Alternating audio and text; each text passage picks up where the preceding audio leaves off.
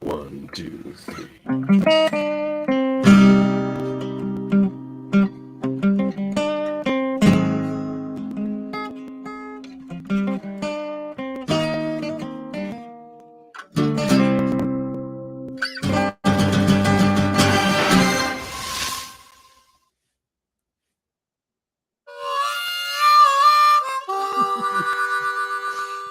Oh no!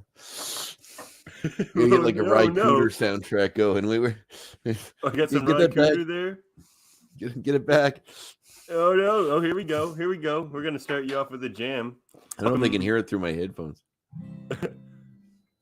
Oh, I think they can. Back me You're up. not playing in C. I don't have the right harp for you. I can do C. All right, play in C. We're jamming, everybody. Welcome to the just strum C. animated review show. My name is Technondre Organic Virus, as ever, joined by the effervescent friend of Divinity. Divinity. I think Divinity sounds better. Devin Skillman. Who or what are you? Yes, Indifferent. That's me, and of course I do have my co-host here. Who is that guy? Andre Mayette, as always. That's right. And I know Bishop's certainly glad we have another episode of X-Rated for you all. Here we go again. I love that part. It's one of my favorite. That's one of my favorite lines. Just the I feel like he kind of represents the fans even too, where he just like, oh, another time travel episode. Yeah, here we go again. Man, I usually get skeptical about timey-wimey episodes in like sci-fi and things, but they keep hitting them here really well. They sure do. They seem to add a lot of depth to their time travel episodes and make them really dense. Oh, Andre's going back for the guitar, or he's putting. No, I was trying to put this back, and then I realized I don't put it back there. It goes over here. All right, we'll have a proper jam for you some other time when Andre has a Rye Cooter song prepared. I'll have to work on a few of them. I mean, I might just do the soundtrack to Paris, Texas, which is one of my favorite movies. He did the score for that. And it's amazing. Oh, sweet. He also did a lot of the music in the legendary movie Crossroads. Crossroads. Yeah, it's the one where the Karate Kid, Ralph Macchio, like wants to be a guitar. It's basically the Robert Johnson story. The Robert Johnson story gets told again and again in fiction. Hey, Lebowski. Lebowski's making his appearance as always. Yeah. He came in earlier and he was trying. I told him he would get stuck in the room as I closed the door, and then he immediately wanted to get out of the room, and then he somehow managed to get his way back in. So here he is. Well, I see you're Lebowski, and I raise you a Miles. Oh, Miles! What a cute kitty. Oh, he's a good boy. He's the good boy. Lebowski doesn't like to be. Nothing bothers him in the world. He's like an old dog or something. Is he? Well, my cat's biting me currently, so you can see what's going on here. What's that, buddy? Better not. All right. So we are part 2. Hold on, checking the cat for ticks. Oh, okay. That's what we're doing now on the show. We have a checking for ticks. Yep. Nah, he's good. He ran off though. He didn't like me searching around. We don't want to like continue the myth that we're just some backwoods hicks in like rural Nova Scotia. You're talking about checking cats for ticks over there. Come on. Oh, they're everywhere in Nova Scotia, man. You can be in Spring Garden Road in Halifax and you still might get a tick on you. Nobody knows that reference. We're a global podcast, Evan. They should learn about Halifax, our beloved capital city here in Nova Scotia. Beloved? I don't know if I call it beloved. I do like it. It is. Well, I wouldn't want to live there. You live pretty close to there. Yeah, I like living close to it. Living close to it's awesome. Yeah, you live in Truro. It's much better. You get all the fun of rural life with none of the big city bustle. No, I like flavor. Although you do get the big city bustle if you want to. Why not? Did you make an enemy of somebody here? Not a flavor. Oh, man, you come out here. You show me some flavor in Truro, and man, I will be so happy. I'll show you the flavor. Restaurant. We were driving back from Cape Breton, and I was starving for like 2 hours. And I'm like, looking at this menu online. It had all the stuff that looked good. It would be good in a Halifax restaurant. You had your roasted Brussels sprouts with Parmesan and all this stuff. And I had a nice haddock dish, which should always be fresh and flavorful in Nova Scotia. And man, it tasted like the water like they had it sitting in before they. What place was this? I don't know. It seemed fancy. Like it seemed like a. Is it right across from the mall? Was it the barbecue place, Belly Up? No. It wasn't a barbecue place. I don't know. It had a nice outdoor patio there. It didn't seem to have anything too big across. Oh, is it the Nook and Cranny? Yes. Bland. Well, listen, I don't want to speak ill of some of my local restaurants, but I'm not a fan of that one. So okay, fair enough. But so it looked good. The menu looked good. I was like, next this is next time, go to the Belly Up. It's by far. They got anything for a vegetarian or a pescatarian fellow like myself? Oh yeah. But they Okay, also have another place in town I really like is Roadside Willie's, which is in Bible Hill, but it's really really good as well. Okay. Anyway, All right. that's There's the next two places I'm going, man. Enough about the finer points of Toronto, Nova Scotia. I know we totally bashed a restaurant on our podcast. Oh, you know what? It's all right. No, I don't want to bash it. Land food is insulting, and I didn't complain. It's just not my favorite place in the world. But No. you know, the people that own that restaurant also own the one that I like. So obviously, it's just not my flavor there, I guess. But the Belly Up is something going on there. Speed. It's really really good. Some crossed wires there, I think. Yeah, I mean, I don't know. I think it's just different kitchens, different people running them. I'm guessing. I don't know. But they have a beautiful outdoor patio at Belly Up in the summer, which is coming around. So we're getting excited. The weather's getting warm. Looking forward to patio season. It was hot today. It was a warm day. Welcome to X-Rated, the X-Men Animated Review Show, everybody. This was the most tangential opening we've ever had. Oh, come on. This whole show is built on tangents. We literally just talk about everything. Yeah, but we don't usually start that way. It usually devolves into a massive, chaotic in the natural de-evolution. That just work their way into a bunch of pop culture references, none of which have anything to do with the X-Men. Well, we are here to review, eventually, Season 2, Episode 7, Time Fugitives Part 2 of X-Men, the animated series. Is that what we're supposed to watch? I thought I was supposed to skip this one and watch the Rogue's Tale. I thought that's the order it was in. Part 2 came after the other part. Well, we'll get into it later. But written by Elliot Maggin, who apparently did quite a few runs on DC Comics. Now, it's not a DC fella myself. I'm not too up to speed on that, but apparently, well-known comics writer, apparently. Ooh. Yeah. So what was the name again? Elliot Maggin. Also goes by Elliot S. Maggin sometimes. I've seen. Magan? Maggin. It's right up on your screen there, Andre. I know you can. I don't look at things. Okay. Yeah, okay. Yeah, I'm familiar with some of his work. Yeah, so they brought in another comic guy, probably the first one since Len Wein, I would say. He's done quite a few I think novelizations of comic book storylines.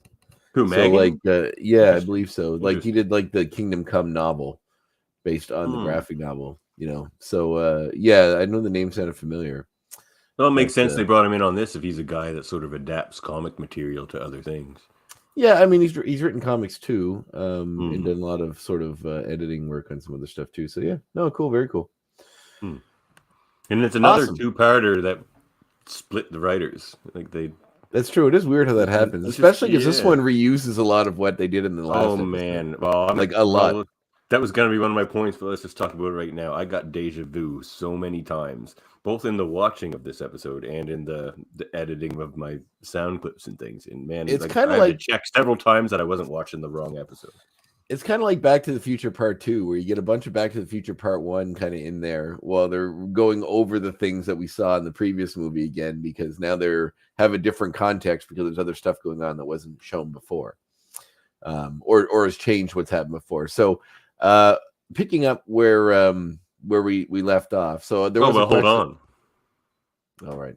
I have a thing for this. You mean previously on X-Men? Previously on X-Men. Yeah, that one. What do I do? To save my world, I have to help Apocalypse destroy a past one. Which, let me cut you off right there, Andre, which, of course, we pick up on. I can't help Apocalypse! Andre, there it is. There's the line that has haunted me from my childhood to this very moment.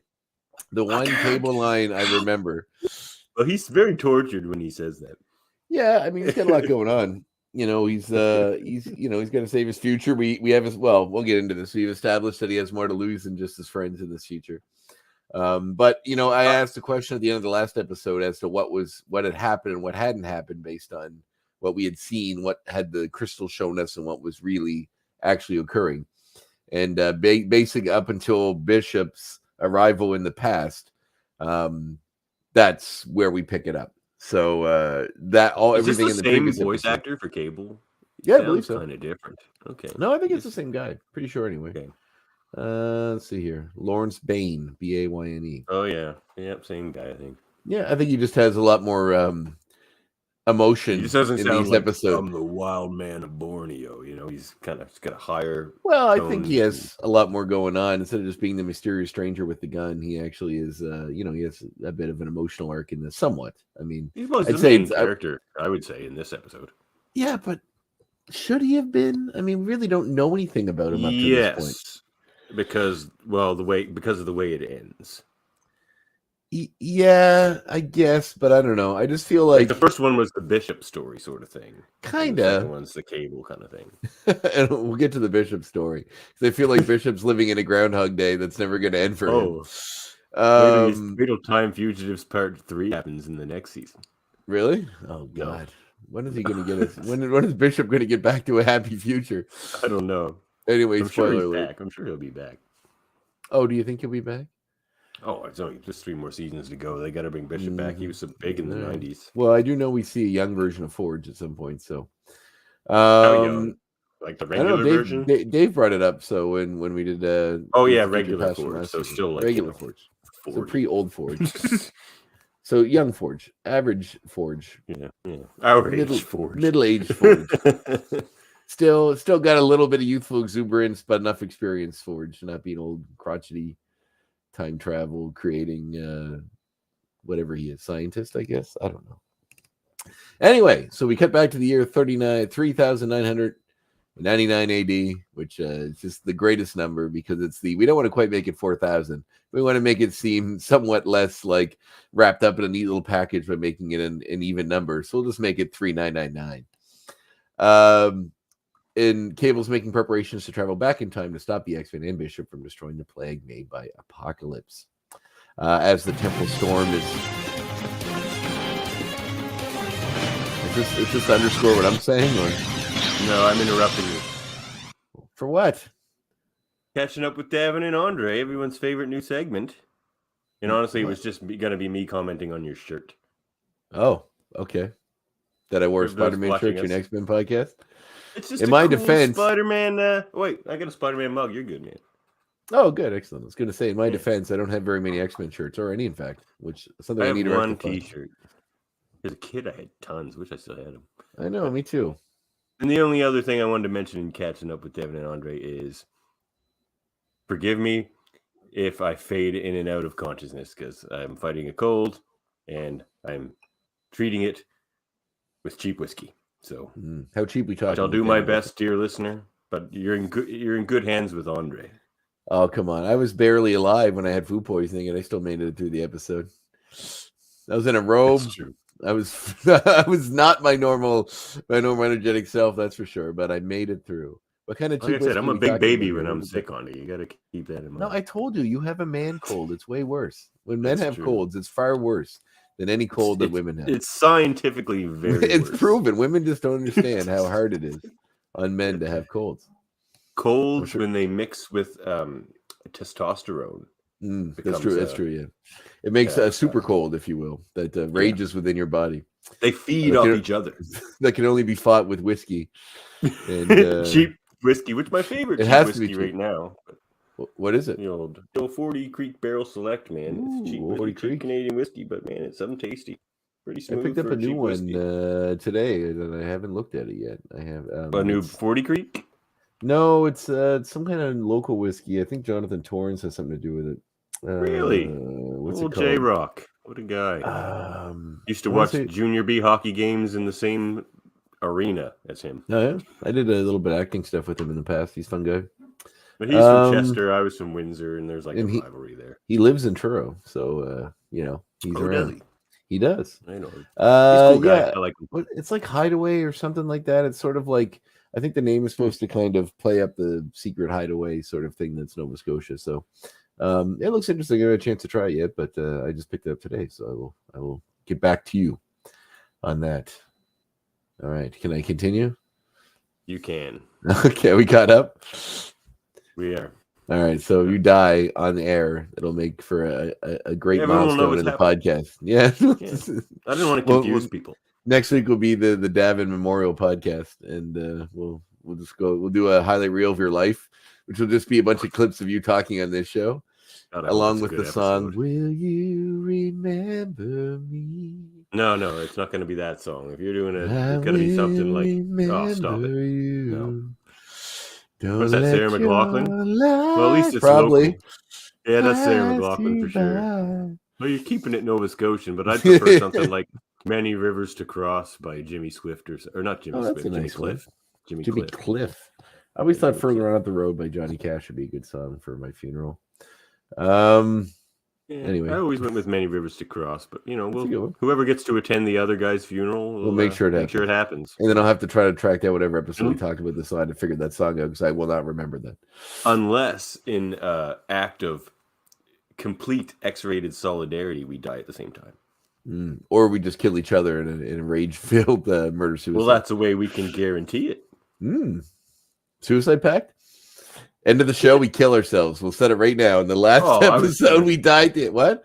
I was going to set like an age limit or like some sort of physical ailment conditions to it than just the end of the show. No, at the end of this show, in about a year and a half, then we kill ourselves. You mean the end of all the episodes? Oh, yeah, we can do that. Okay, cool. My life will be complete then. You'll be ready to let your daughter move on at that point. She'll be, what, 4 or 5? Oh, she'll be like 2. Oh, okay.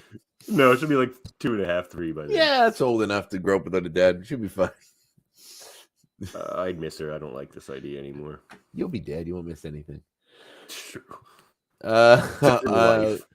Might miss life. You'll be missed by others, and that's important. That's true. Speaking of death, it's like that thing. Oh, not a tangent, but it's like that time. Like, what was it? Colbert asked Keanu Reeves, "What happens when we die?" That's a great quote. He says, "All I know is that those who love us will miss us," and that's a beautiful thing from a beautiful human. He is a beautiful human. Mm-hmm. In fact, I collect Blu-rays, and I don't often buy ones I don't necessarily love emphatically. So you don't buy many Keanu Reeves DVDs. Not to say no. I mean, I have the John Wick movies; they're lovely. But Bill and Ted's. Yes, I'm a huge Bill and Ted fan. Actually, I have all those. Man. I have special editions of those. But at the thrift store in town today, they had 47 Ronin for $1 on Blu-ray. I've never picked seen it up because I haven't seen it either. And it's one of those movies that some say is actually better than it's given credit for. That sort of fell through the cracks. So I think. Well, it's based on a comic book. Oh, well, it's based on old samurai legend. The comic book was probably based on after that. Well, yeah, I think the comic book was called 47 Ronin. Well, it's like a super old samurai feudal Japan story. Mm. But I have been watching and talking with feudal Japan, the Usagi Yojimbo show on Netflix. Usagi Yojimbo has a show? Well, it's called Samurai I remember Rabbit. him from Ninja Turtles. Yes, that's how most people remember him. But he had his own comics that still happened for years. It's still going to this day, and it was super popular at one time. It's very good. It's still going. Stan Sakai still creates the show. He's the artist and writer. I believe Sergio Aragonés still does the lettering for it, which is lovely. Really? Yeah, they work together. I met the two of them at a Comic-Con where they usually set up together at Comic-Cons because they're friends. From Asterix and Obelix fame. Sergio Aragonés? Yeah. No, he did Gru. No. Oh, Gru. Yes, yeah. Gru. That's right. Gru the Wanderer. Gru in Mad Magazine forever. But So he's one of my buddy Sam's big I'm a huge fan. Inspirations. So they did a show on Netflix called Samurai Rabbit, the Usagi Chronicles or something. And it's computer animated and it's for kids. It's definitely for kids. But it's got a fun little heart to it. I'm only really watching to support Stan and hopefully get his numbers up because I really do like his work and I hope that it gets more seasons, more money for him, all that. Have him on your show. I would love to. It would be a dream come true. I think I may have reached out on social media through his website, but I have not heard back. But it's actually Usagi Yojimbo's like great grandson or something. So it's like kind of takes place in the future. Yojimbo? His name is like It's Something not. else, Yojimbo. Well, Yojimbo means samurai. Would be that's the so first that's Rabbit one, okay. Samurai. Miyamoto Usagi was Usagi's name in the show. Okay. But if I recall correctly, it's like Ichi Usagi or something is this guy's name, and so he's like there's his grandfather was like people in school they talk about what a traitor he was, or his great grandfather. So he's kind of made it his mission to clear his name because he doesn't think that it's history's remembering him correctly. He grew up in the woods, sort of in solitude. So it's a fun show. Anyway, we Classic should probably talk samurai about the cut. one that we're here to talk about. Though. All right. Yeah, we're 20 minutes in and we haven't talked about the I know. X-Men I was yet. going to say we should try to get this tighter because I do a podcast where I interview people about their entire lives, and they usually runs for under an hour, or about an hour and 10 to 20 minutes. So You know we what? talk That's about what's an special episode of a about our cartoon show. from 20 years ago. And it's true. It is. Somebody actually That's- commented that they liked our banter on Facebook. Yeah, they loved our banter. They said they loved it so much. Oh, that's good. Well, that's what you want, right? We banter that's just for you, buddy. That's our flavor. That's what we bring to the party. Just call me Bruce Banter. Ooh. And Andre, one of my bantermen. I'm like not as in love with that. Call the bannerman. Get out of here. All right. You know what? Recap the episode. I don't want it anymore. I want to talk about Usagi Jimbo. Okay.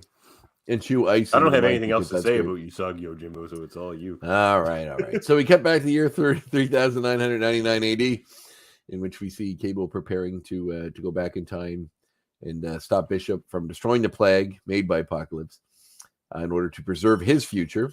When the time storm that we encountered in the last episode that's erasing his present is kind of barreling down on the facility he's in. We see that he has a son named Tyler, who it's funny that they have the same arm that's robotic.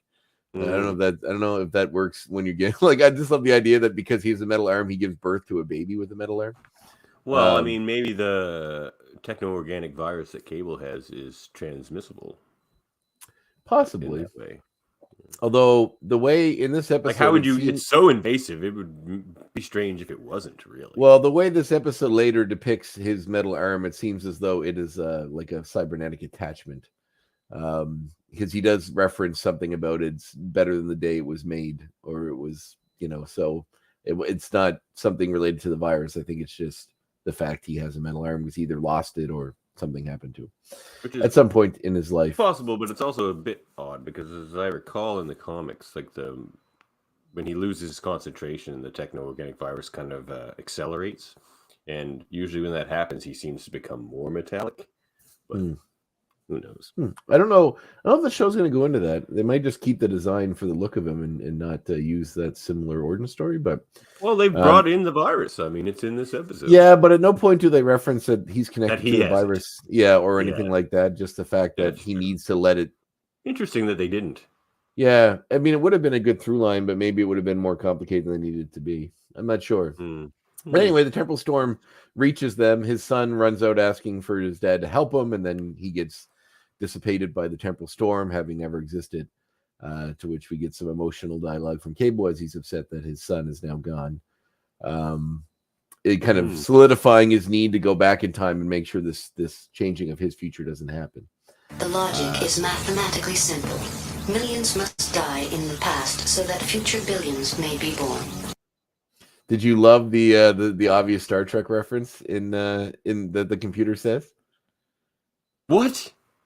Oh my God! How did you miss this? You're the Star Trek guy. Yeah, I know. What are you about to tell me? The little computer literally says the needs of the many outweigh the needs of the few. What? Did you not hear it say that? It was an obvious Wrath of Khan reference. No, an incredibly obvious Wrath of Khan reference. Well, Spock says that 100 times, and so do other Star Trek people. Yes, but the computer says it, and it was it was very obviously a nod to that. I would say. It's 100% is. Yes, and I feel really bad now, but at the same time, catching up with Davin, I haven't slept in days. The baby's been screaming all night, and I have not slept in days. So I'm running on a cold. I haven't slept in days. I'm drinking cheap whiskey, but I'm still here for you all because I love you. And you too, buddy. Thanks, pal. I hope that cold doesn't kill you. Oh, me too. This show's gonna suck with just you for 3 seasons. No offense. Oh yeah, it's just gonna be me not knowing nearly as much about X-Men comics as you do. It's just like okay, so this is an X-Men episode. I'm pretty sure Davin would know what's going on here, but yeah, there's something going on. previously- Davin probably has a bunch of context that would be important here, but we don't have that. The episode would be like 10 minutes long. It'll be like me going, "All right, Cable's from the future. I need to stop Apocalypse to figure out how to do it." He goes back. Everything's good. End of episode. Thanks for tuning in to Previously another on fun X-Rated, filled episode of Davin was alive. I get like a Davin robot. Should I play Davin- myself out? It's...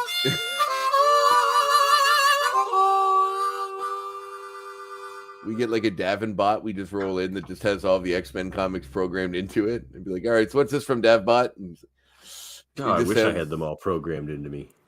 that Getting there, but episode there's is a lot in of X-Men reference comics. to There's usually 10 at a X-Men. time. Comic God Loves, Man Kills, written by Chris Claremont, prestige man. format Marvel book. I know I've probably recommended it in our recommendation segment before, but if y'all haven't read God Love Man Kills, read it, man. You brought it up because one of my dream casting was Ned Flanders as William Stryker. So the Reverend William Stryker, not the ex. Reverend Ned Flanders. That's right, the evil Reverend Ned Flanders, who gets a reference in Moon Knight recently, which is fun. Ned Flanders would go mad with that power. Yeah, he probably Lovejoy didn't give a shit, so he was fine. That's true. He was quite indifferent. Well, because he was his will was destroyed by constant pestering from Ned Flanders.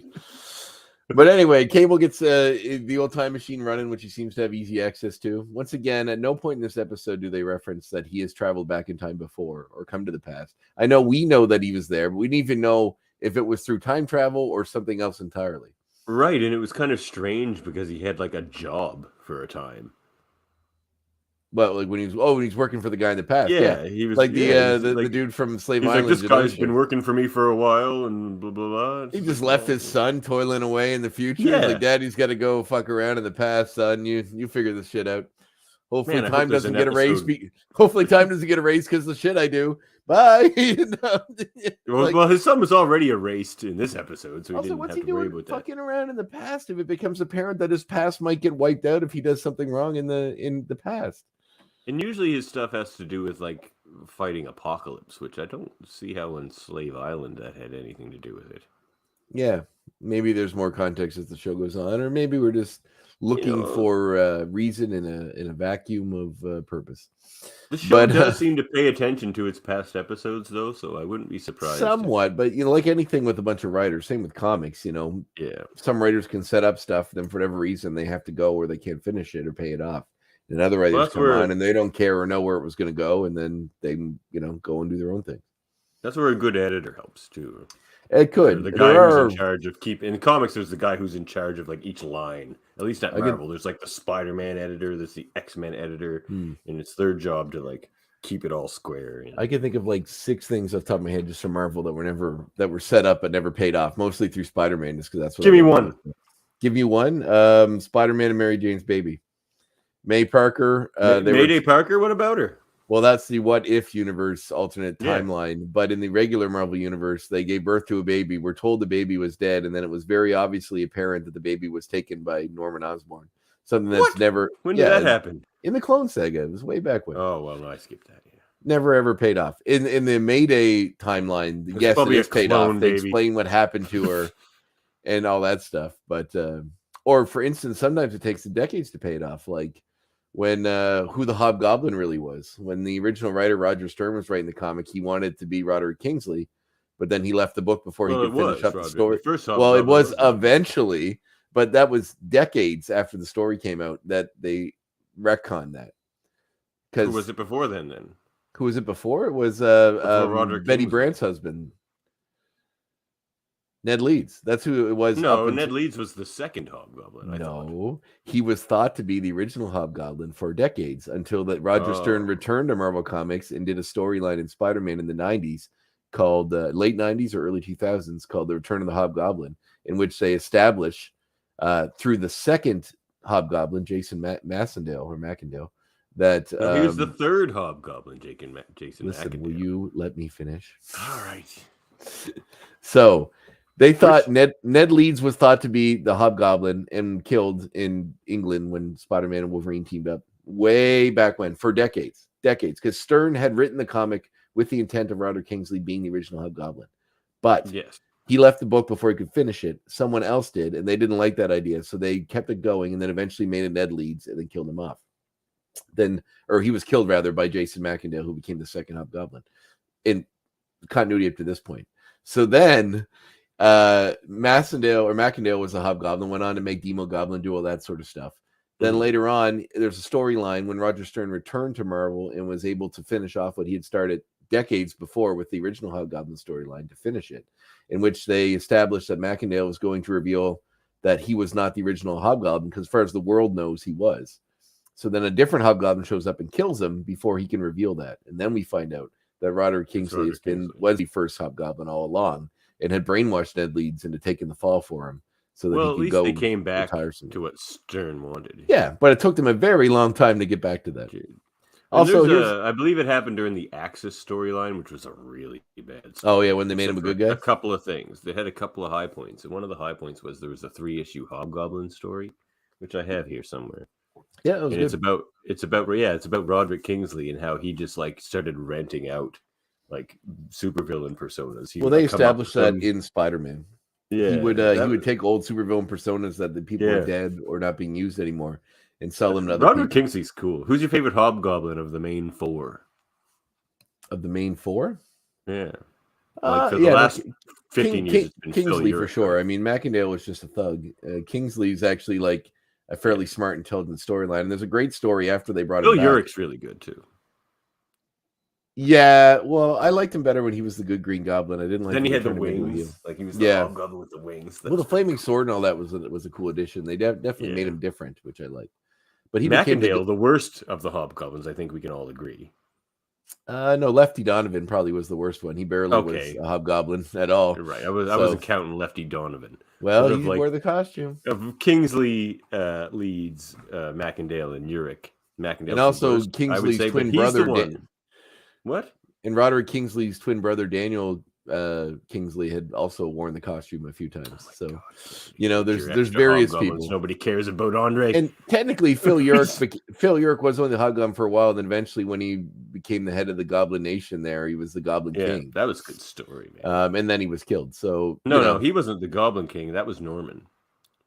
Goblin Knight, sorry, with a K-N-I-G-H-T. Yeah, Goblin Knight. Yeah. So correct, but yeah, so there's lots of stuff. Oh, no, man. Even I know my Dan Slott Spider-Man. He's a lot of the stuff from the Spider-Man stuff, even with these things and these threads that ever get fully pulled, would be like a lot of it's from the Clone Saga. But when they were establishing all these different Spider-Man running around, and that Ben Reilly was the original, they needed a Hobgoblin for every Spider-Man. Well, Ben Reilly was revealed to be the original clone of Spider-Man from the story back in the day that survived. Then in that storyline, they found the skeleton of the Spider-Man clone that Spider-Man put down the smokestack. And they're like, well, who's Ben Reilly now? Is that still the original clone? And they never wrapped that up either. So who knows? Tangents are driving me to drink. That's right. Sorry, let's go back to X-Men. So no, it's all good. No, I'm not done with Spider-Man. So come on. We've talked about We're 33 minutes in. Well, I was going to say, it's like my point about Macendale being the worst of the Hobgoblins, at least of the main four. He's the one they chose for the animated series. That is true. That's Macendale, yeah. Well, is it? Yeah, it's Macendale. Yeah. Did they say his name at any point in the show? Okay. Oh, yeah. Voiced by Mark Hamill. I mean, we'll find out in our next podcast, but I'm positive they do. I'm positive that's Macendale. I don't think they ever do, but anyway, maybe they do. I don't know why I would remember it that way then. I didn't care about Macendale, but yeah, because maybe yeah, because he they was must much more say his name. He was in that a lot. Yeah, but I don't think they ever revealed who he really was. I'm almost sure they didn't, but we can talk about it. I'm more excited when we get to the because we'll see how far the thread goes on that other podcast and on this one too. But when they do the Spider-Man Unlimited series, I think we got to go that far at least, because something related to that's coming up with Guardians of the Galaxy, which we can talk about later. So meanwhile, Bishop returns to the past in the way we've seen in the previous episode. Cable also comes back around the same time and gets in a fight with Bishop. He tells him that he can't let him change the future for the sake of his own timeline. Bishop shoots Cable and through a wall and runs away. Bishop basically Looks says like his you got timeline. everybody mad at you, rookie. And one of them has a big gun. You didn't get to that yet. Oh, whoops! You're like All the right. king. I didn't even say anything about the X-Men yet. Those two just Well, fought in that's the your alley. fault. We're half hour in. 35 minutes in. We did a 46-minute diatribe on the Hobgoblin. So we're bound to eat into some X-Men time here. So yeah, so then We'll they make it up in the Spider-Man podcast. We'll dedicate 30 minutes to the X-Men. To the X-Men at some point. We'll do it in the X-Men episode.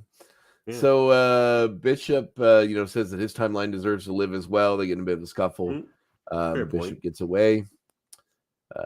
Meanwhile, the X-Men meet up with Bishop, who's at the same as before, that the building, the quarantine building, where they're going to lock up the mutants that are having an orgy in there with Mole and Scaleface. They're locking them away. Same as before, Bishop shows up. The X-Men show up to stop this sort of riot, and then they discover Bishop's there. He starts fighting. Well, that was going to be one of my 5 points, but let's talk about it now. Your boy Mole. My boy Mole, getting he's some back play. again. It's literally And the same clip from last episode where you just Except see he goes him. upstairs this time. Oh no, he went upstairs. Well, No, he was like in the door. They closed the window when people started throwing stuff at the building or whatever. I think at best there's 4 minutes of new footage this episode. I'd say maybe 15. I'd say No. See, I just listened to it again. And I was getting. I watched it this morning, but because remember I did all the sound clips for the first right, episode, and I only really had to do like 5 more because it was all the same stuff again. Yeah, they do reuse a lot of the same footage with a few extra It didn't bother me as much as it. No, I thought it would bother me more too. I mean, if this was a recurring trend, like I said, it's kind of like Back to the Future 2. I still like that movie, but it does reuse quite a bit of the first one in different contexts, which is fun. So, same as before, Bishop starts fighting off the people in the crowd. The X-Men show up, but at this time, since Cable's now here, he's in the building across the street trying to snipe Bishop, away. So as he's doing that, and Wolverine drops down and says the line about Rookie to our good friend Bishop there. One of them's got a big gun. They see him trying to snipe, move him out of the way. Which reminds me of the AC/DC song "Big Gun," which was on the soundtrack to the movie Last Action Hero, which is probably my favorite Schwarzenegger movie. That's a great movie. It is a good movie. Other than like Terminator 2. Like, I think Total Recall Terminator might be my favorite Schwarzenegger movie. I really do like that. Total Recall's pretty good, but Last Action Hero is underrated, man. It very much is. The bad guy, the Lannister bad guy from Game of Thrones was the bad guy now, the fake guy. Oh yeah, Charles Dance. Yes. So then Storm and Rogue show up. They notice Cable shooting from the top of the roof. Rogue recognizes them from their altercation previously. Oh my god.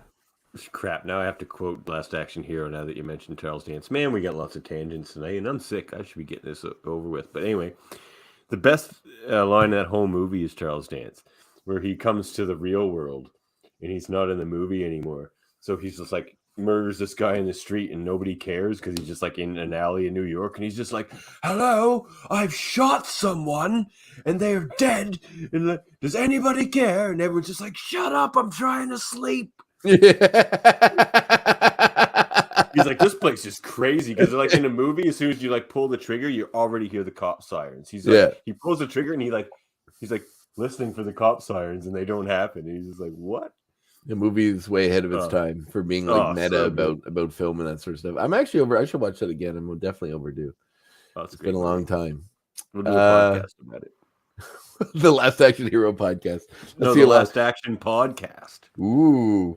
And what we'll do is we'll just talk about that movie endlessly for eternity. And Spider-Man. Hobgoblin. No Hobgoblins. What? Just Charles Dance. And with the child actor from Last Action Hero. That's it. He was in a lot of stuff back in the days. I remember he was in a movie with like miniature dinosaurs. Prehistoria. Yeah. See, I know Prehistoria shit. 2 and 3. Convenience. We ever talk about running out of cartoons to talk about? We can do a movie podcast. So yeah, Rogue and Storm try to engage with Cable, who fights him off. The rest of the X-Men are trying to protect Bishop from Cable as well, while juggling the crowd and the anti-mutant protests around them. Seemingly growing sick of fighting, Cable teleports away to a temporary base he has, which seems like a flop house or a motel somewhere. When he's at his base, Cable asks his AI about the X-Men. No, he doesn't. the AI cube. He tells him to tell him about these X-Men because they're not the wimps I thought they were. Yes, very good. They're not the wimps he thought they were. As history, I guess, has told them. I'm sure what history books say. Like, how would you know that? Would the history books be like X-Men, a bunch of wimps from the 20th century? Well, he knows this. I know about him and Jean Grey. He Sure knows does. his I was going to bring parents. that up later. Well, we don't know in the continuity of the show yet whether they're his parents. However, if you know anything about All comics, right, we'll get there. we all know that they're his parents. And I which is totally interesting. told everyone to go read in our recommendation segment the comic That is true. plays all that out. But it was. I assume all our listeners read the comic recommendations we make. Of course, they must. I hope they managed to track down how to make comics the Marvel way and read it between last week and this week. We're creating the next. Good luck wave on that of one. Marvel writers and artists here. Yeah, so I thought that was interesting. That was the night. Like, they obviously at this point narratively don't want to get into that whole thing, but it's a nice little tease about what's to come with that, which is fun. So Cable deduces that he, based on the knowing about Wolverine, that they say instantaneous healing factor, which doesn't really seem to work that way in the series. But No, not then, in this series. No, but then he, Cable wants to go back and explore that more with the computer. Meanwhile, we see Beast speaking at a press conference about the plague and how mutants who carry disease, same as before. You've just given me an idea and saved the future for everybody. Sounds ominous when he says "for everybody." I know. I want to save the future. Like saying destroy the future for everybody. For everybody. So Greg Creed analysis shows that the virus which causes this plague was created in a laboratory. How does that prove mutants aren't carrying it? Okay, so I have a problem. Mm-hmm. Graydon Creed's whole thing is that mutants are the carriers of this virus. Yeah. Well, that's the narrative he's pushing. That's the narrative he's pushing. But he knows gets it's not the true. Virus. Like, Yeah, but he knows it's not true. Here. True, but he's trying to use play it this to narrative. be a weapon against that. Yeah. But like, he gets the disease in front of everybody. Mm-hmm. So doesn't that mean humans are carriers too? Well, they're saying the mutants carry this disease, but it's like, doesn't everybody? What they're trying to push is mutants are the ones spreading it. Yeah, it is vague. He's got it, so isn't he going to spread it now? Yeah, I know. You're right. It is vague. However, I mean, he's not a nice guy and just think his shit through all the time. You think with a plan with a plan involving chemical warfare, you think you'd be a little more what's the word? Precision. You'd use a little more precision with this sort of plan. It's true. In this show so far, the X-Men's threats don't mess around, especially the human ones. They go right for the horrible. Well, at this point, the same as before, Bishop attacks Creed Graydon when he sees that he's going to inject Beast with the thing. Do you think we're going to get device, the MacGuffin with that character? Because we see a lot of Graydon. They call him Graydon Creed, but we've never.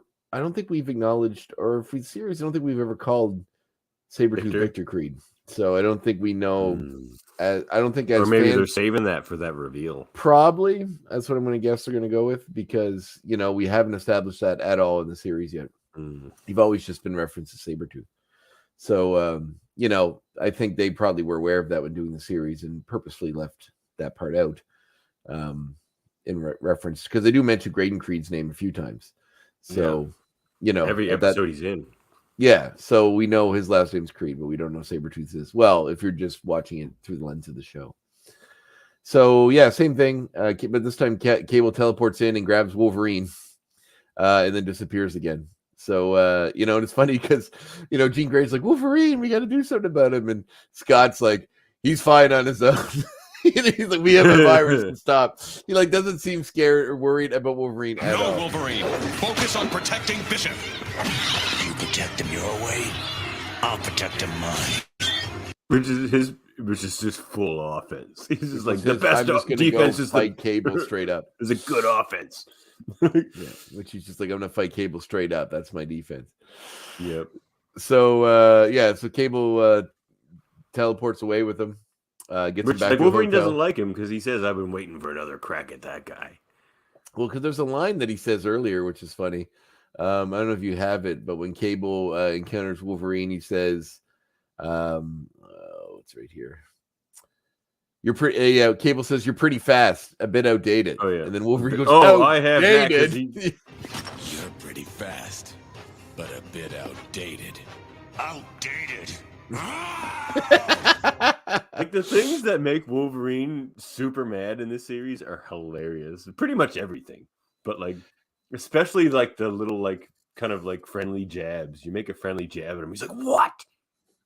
Oh, for sure. He does not take a jest in stride.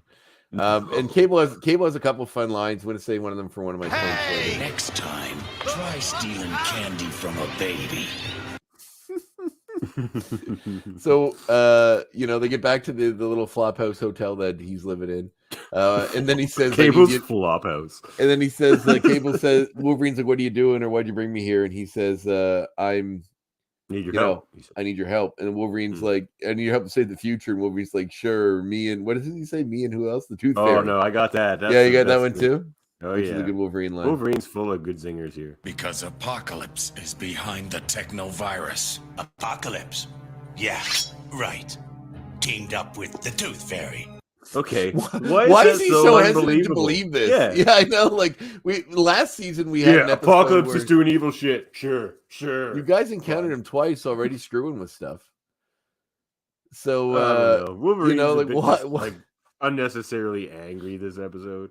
He doesn't like the timey-wimey stuff. You show Wolverine some time travel, he gets really irritated. For sure. But it's just so funny because why is Wolverine, like, of all the things he's seen, time travel, everything, why would he not, like, why is it so unbelievable that Apocalypse would be trying to screw around more than he has already? So anyway. Oh my god, I just thought of a new I thought of a new segment. Cable, I'm gonna do it up. Talk amongst yourselves. Cable shoots Wolverine, incapacitates him. Later, which this whole plan is very strange, but we'll get to it. So he tells him he needs his help. Blah blah blah. The X-Men arrive at Creed's base, make their way around the underground lab. Cable and Wolverine arrive. First Cable wakes him up basically by splashing water in his face. And then Wolverine's like, "What are you trying to do? Drown me?" Which is like hilarious because it's just a glass of water. I need a theme song for this new segment. Oh my god, are you still doing this? You can that. Yeah, I know, but it doesn't have a regular segment. Jesus Christ. Wisdomous with Beast. What is this? What is this? Oh, it's Wisdomous with Beast, because Beast, he imparts a lot of wisdom.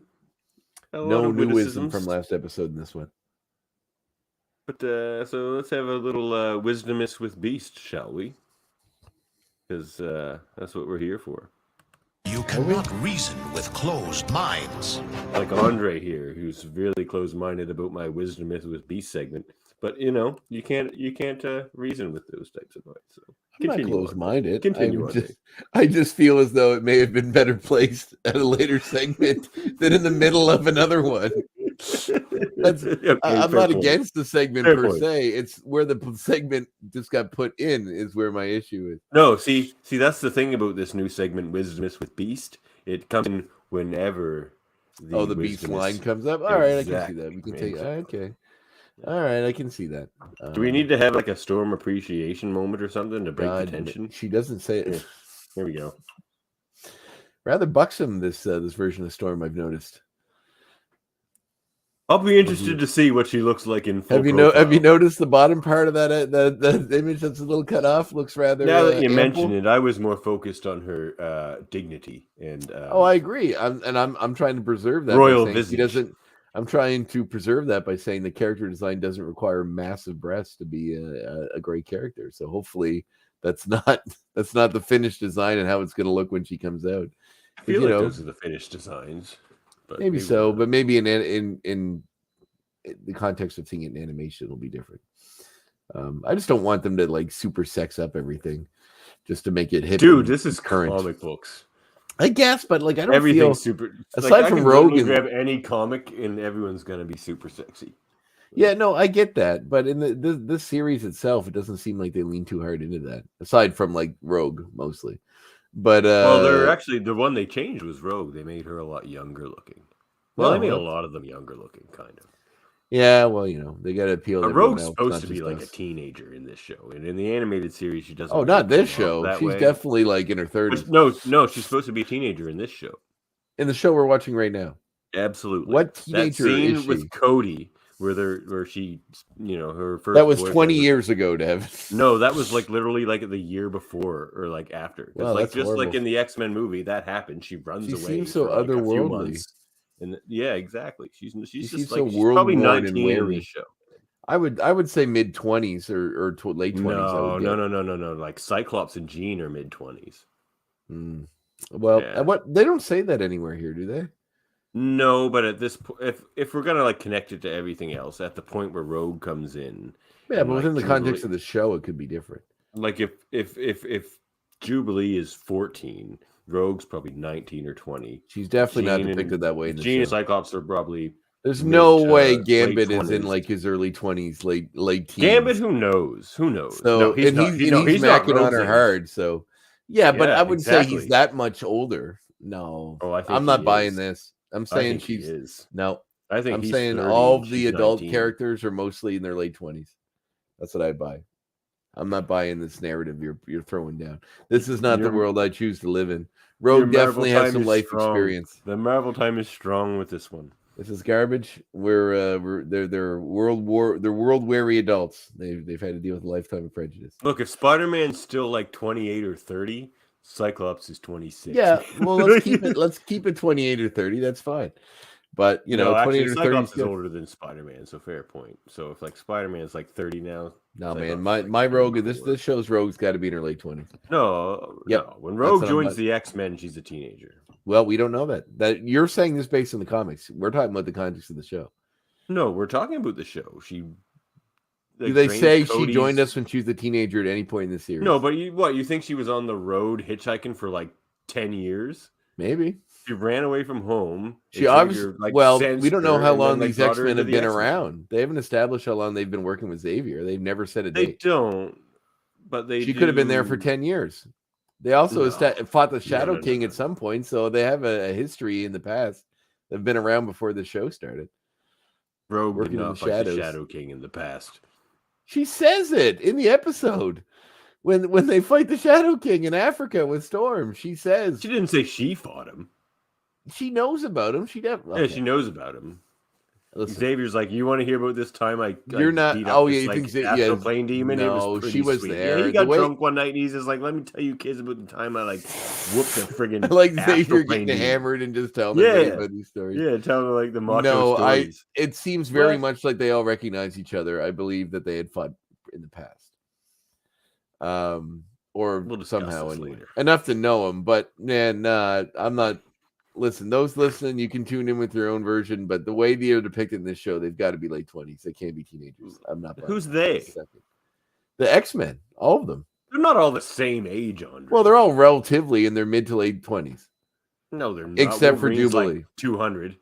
Yeah, okay. Well, obviously not Wolverine. Jubilee's Obviously not 14. Professor X, but the Professor rest X of is them. like what, 50, something like that. You know, I would buy the Gambit is in his early 30s.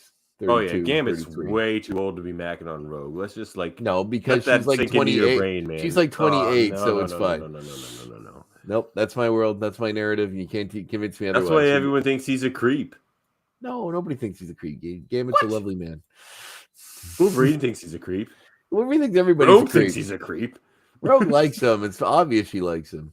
Well, he's very handsome. His last name is literally in French the Handsome. I know He's exactly. He's Remy the Handsome. Yes, it's an on the nose characterization for sure. Kind of. So the X-Men arrive at the didn't base. expect anyone to know French.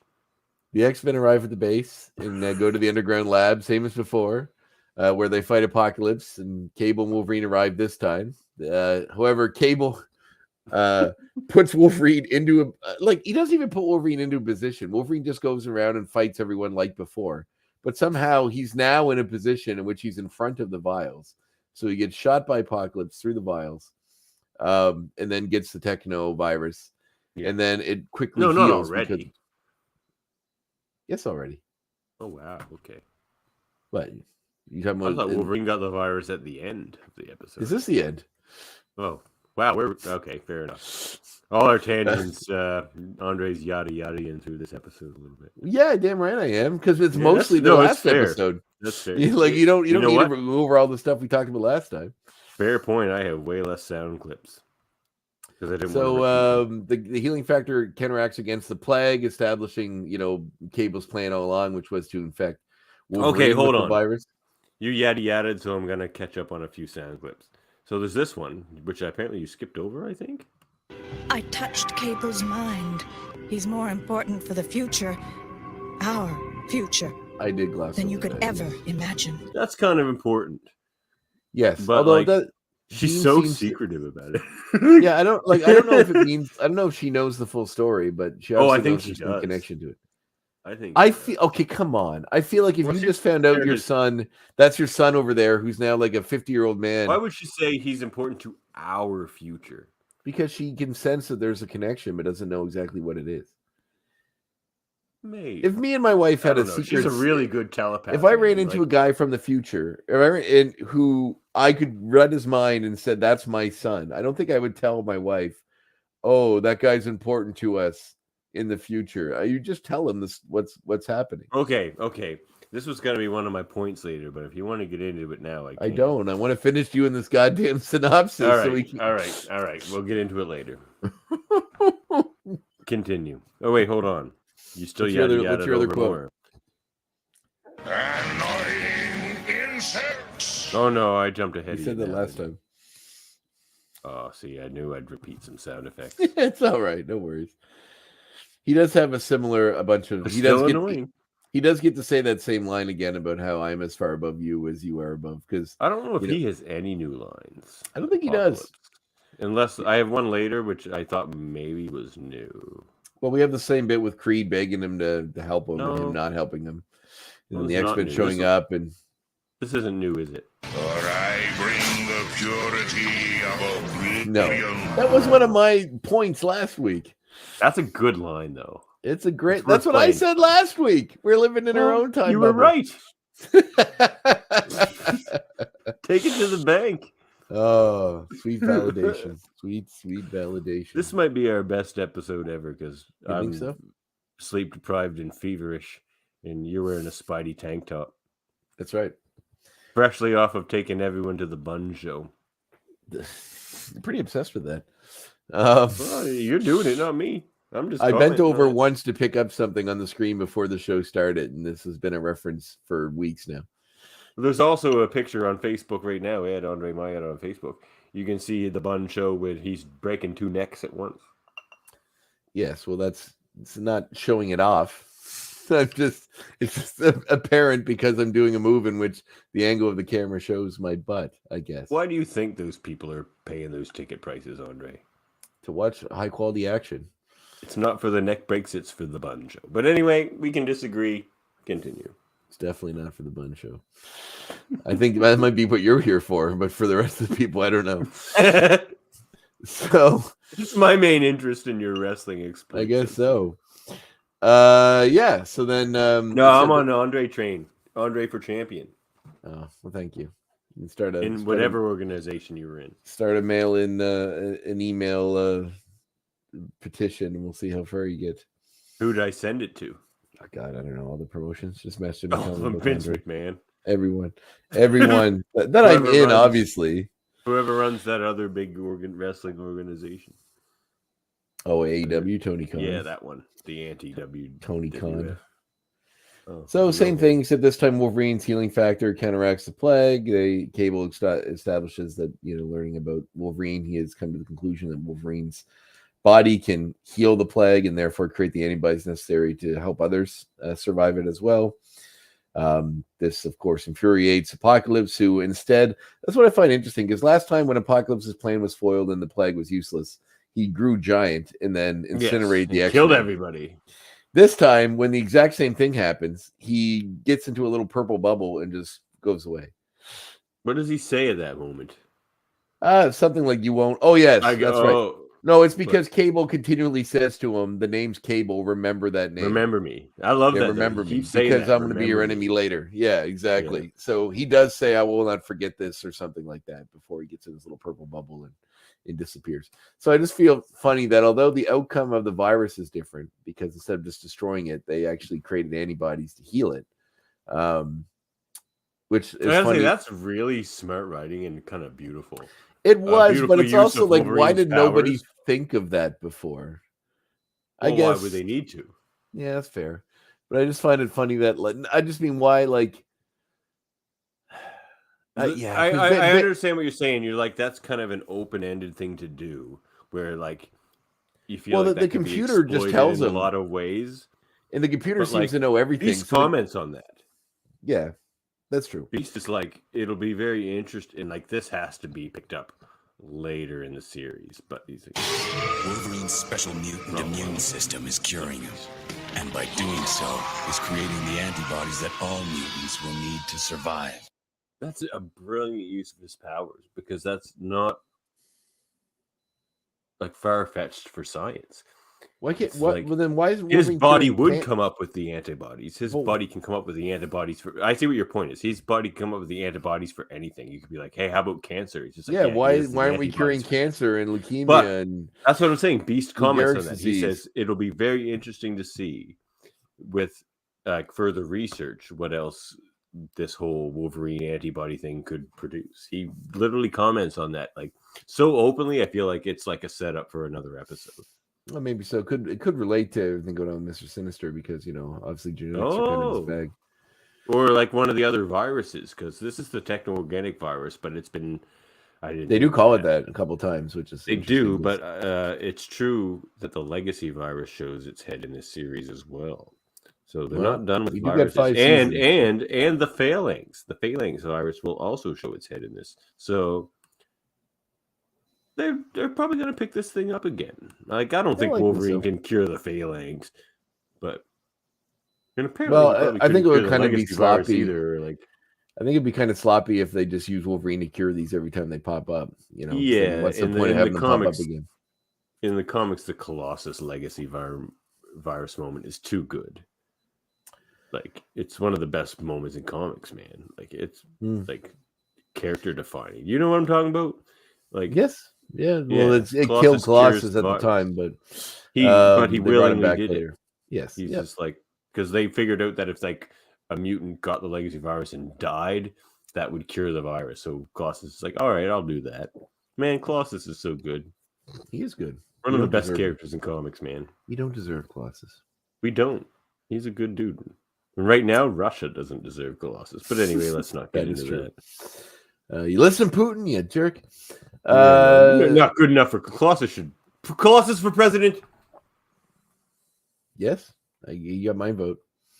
Although I don't think democracy in Russia is super strong. I don't think it's strong, but like whatever democracy there is, everyone would vote for Colossus. Well, I think maybe we just need a Rocky 4 again. Just have Rocky will unite the They're Russian gonna people. vote for Drago. Yeah, for sure. Drago. Yeah, What? that was all right. He didn't seem like a great guy. No, at the end of Rocky 4, like he gets the Russian like in Russia fighting their champion, he gets the people to cheer for him because he's just such a pure good guy. So we just got to send so we made that pure good guy in Russia. Just think about how they'll react. They'll be so happy. Okay, They'll definitely do it. He's got my vote. So Cable disappears. Back to the Future. Bishop returns to his own time to find in an eternal Bishop is Sisyphus pushing that boulder up this hill for eternity because he gets back to the future. He asks if the plague Forge both really. Forge is just sitting there the whole time being like, yeah, shit still sucks. Well, it is also because Bishop keeps coming back going like, did we fix it? And then Forge is like, what are you talking about? What are you talking about? I don't know. Has changed. He's like, I'll tell you all about it. It's just been my past the whole time.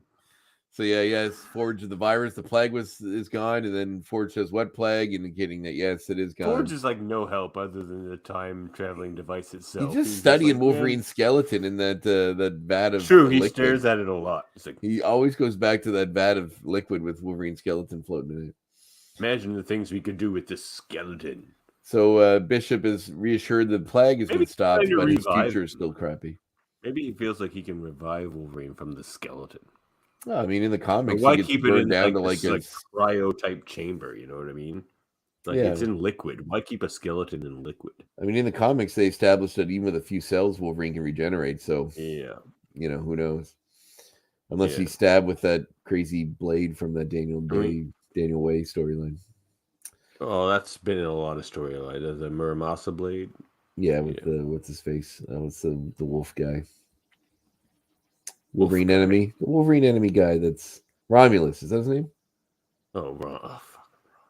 No, that's not his name. That's the guy that's the third Summers brother. Who's the No, that's Vulcan. No, Romulus is the wrong Wolverine. Romulus thing. is the guy from Wolverine. Okay. Yeah, that's. I'm not a fan. That's the Daniel Way story, yeah. Yeah. All right, so then back in the Way Max and me Mansion. have some conflict. I've met him at a Comic-Con. He seemed rather full of himself, but Okay, good. I'm not a big fan of some of the stuff he's done with Wolverine. You know what? I have liked some of the stuff he's done. I loved his Venom story, the one that was kind of inspired by the Thing, and I've really loved. I liked some of that X-Men stuff that I've read or that Wolverine stuff. I loved his Nighthawk miniseries, which was a spinoff from Supreme Power. He do a Nighthawk miniseries? He did, well, the version of Nighthawk from the Supreme Power, like the more realistic version of the Squadron Supreme. Oh, when he comes back and is like right crazy. No, when they did like their own. Because Nighthawk right now is crazy. No, they did the series called Supreme Power by Michael. Yeah, Supreme Power is where it was a different take on the world, where it's a more realistic take on all these heroes, and he's it's like Hyperion's home universe or whatever. It's like the Supreme Power universe. Yeah, it's not the 616. Well, it's not the Squadron Supreme either. It's just different versions of them in a more realistic origin. Yeah, where they're heroes, because Squadron Supreme are like always. No, I think we're talking about different things. I think we're talking about different things. So Marvel Max had a comic series that was a realistic take on it. I know. Yeah, I know Supreme Power. Yeah. So in that series, Nighthawk's a black guy who's a rich guy that parents were killed by white supremacists who has a bone to pick, I guess, with racism specifically, but also is distrusting of white people and other things like that. So Nighthawk is the best character in that team. Yeah, I agree. He's basically Marvel's Batman. Kind of. So they oh man, you're gonna get some bad emails for that one. Look, if our audience was gonna leave us, well, man, the Squadron Supreme were created to be a parody of the Justice League. So that's like saying that, like, I don't know, something inspired by something else is better than the thing that it was inspired by. It wouldn't exist without it. Sometimes that happens. It does, but not always. Like Marvel has a lot of Superman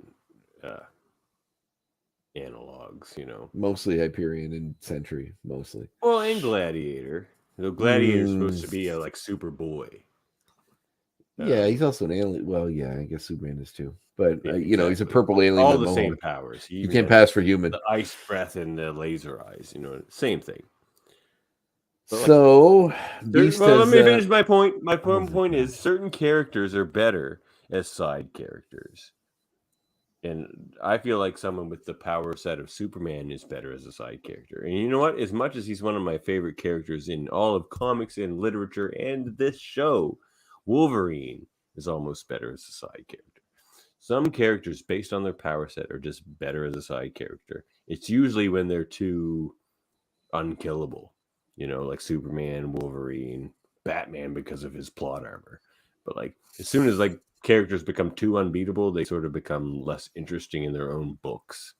It's hard to write like their own books. Yeah, but like Wolverine's way better in an X-Men comic than he is in a Wolverine comic. Usually, time will do that because comics go on. Like they always go on. They never stop. Really, with popular characters. So you can't have your guy lose all the time or die all the time because you need to keep the comics going. So they're going to always win. In fact, sometimes comics will make a point. Spider-Man loses. In a way, like someone close to him dies or something, but he loses something to win. Yeah, but then they'll bring it back eventually. It's comics; nothing stays gone forever. But every once in a while, comics will do that in a tongue-in-cheek sort of way, like when Grant Morrison did the miniseries or the standalone story Earth 2 with the Justice League. They basically established that there are certain constants in different universes, and on Earth 1, the one that we're familiar with the Justice League always win.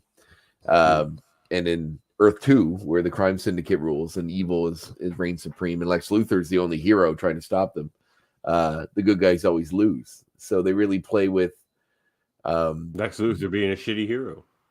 No, it's not that. It's that the universe, like he is, as I mentioned earlier, almost like a Greek tragedy, because his eternal struggle is to rally against these bad guys, and he will never win because in his universe, evil always wins.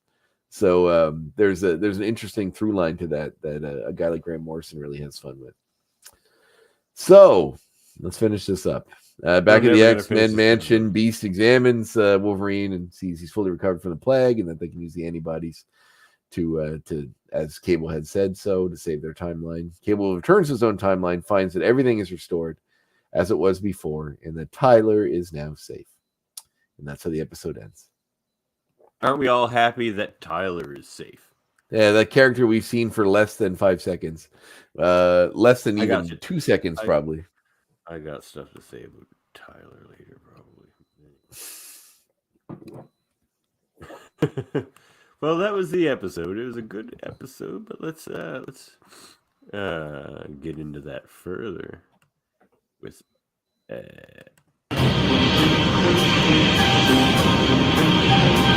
of us will have to look into his own heart and decide. Ratings from 1 to X. You're going first, Andre. I went first last time. No, I did, because you said your rating was based on mine. I don't know what you're talking about. Listeners, you heard that. Go back. It's all on record. 7. I give it a 7. Ooh, that's lower than I thought. It's a 7. That's still high. Yes, exactly. I get it. No, you know what? I rated it a little higher. 7's still pretty high, man. Come on. Like 5 isn't a fail. 5 is like a middle of the line. 7's still pretty. 70% on a test is still pretty good. I think you're gonna be surprised with me, Andre. Like we both gave the last one a 10, I think, or I did anyway. Yeah, we did. Actually, I gave this one a 9, mm-hmm. And the reason why is the deja vu and the repeated scenes, which, like I say, was most of it, didn't bother me as much as I thought it would, and I thought like a lot of it was really smart. I thought the Wolverine antibody thing was really smart way to kind of finish off the storyline. And the lines they reused were kind of a lot of the good ones. So I didn't mind so much. And it was a timey wimey thing. I don't know. I feel like it should have bothered me more. I should probably give it a 7 or an 8, but I'm going to give it a 9 because I didn't feel like it was that much. Because it was basically the same episode as the last one, which we gave a 10. But it added, which I'll dock it some for being a lot of a repeat, but it did add a couple of sweet things, like the Wolverine antibody thing, which I thought was really smart, and like battling futures in which one gets to survive and that kind of thing. And they both do. It's not bad. It's not bad. I don't think it's bad. Like I said, 7 out of 10 is still pretty damn good. Like it is. There's nothing wrong with a 7. So I just feel like there's not a lot.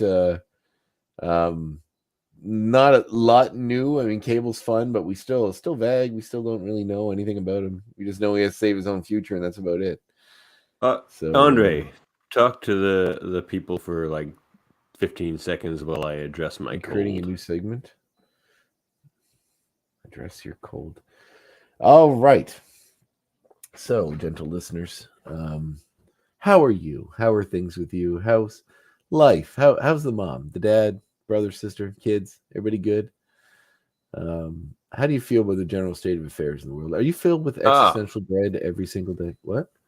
It depends which country you're talking about. Like 80% of our listeners are American, and I suspect if they're listening to this show, they're not quite happy right now.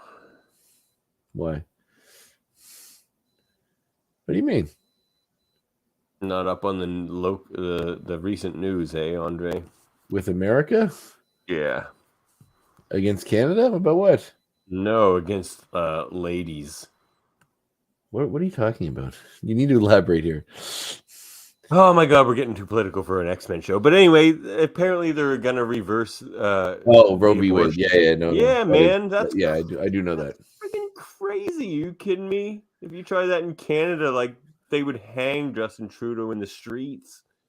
Are you kidding Yeah, me? well, unfortunately, Like, there's a lot of not to get too Yeah. political, but you're No, right. we It's already funny. did because I'm kind of like not friggin' pleased about this. I'll tell you. Well, I'm not either, but you have to I'm a constantly man remind with a yourself daughter. we are not like, Americans. We're not Americans, but man, every now and then we can get frustrated with them. Oh, 100%. But you know, as David Bowie says, I'm often afraid of Americans. So, I'm not afraid, Rightfully but just like I don't know. I just wish. I don't know what my take on it is. It's stupid. I agree. I'm totally down with it. Well, of course it's stupid. I'm as left leaning as you can get, pretty much, for the most part. But they honestly, that's not to me. That's not a left or right thing. If like 52, because there's more women in their world than men. 52% of your population are probably not happy with this.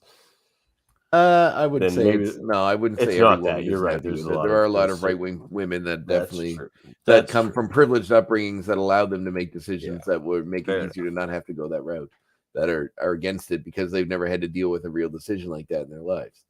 So I mean, I read a thing Fair on enough. Facebook today, and I wish I would have shared it. It was something somebody quoted as saying how you know, choosing the abortion issue as the issue that you're a champion for is convenient because, you know, there's no voice to you know, like to But champion there is a it. voice. There's women and Oh, I know, but men like that don't suck.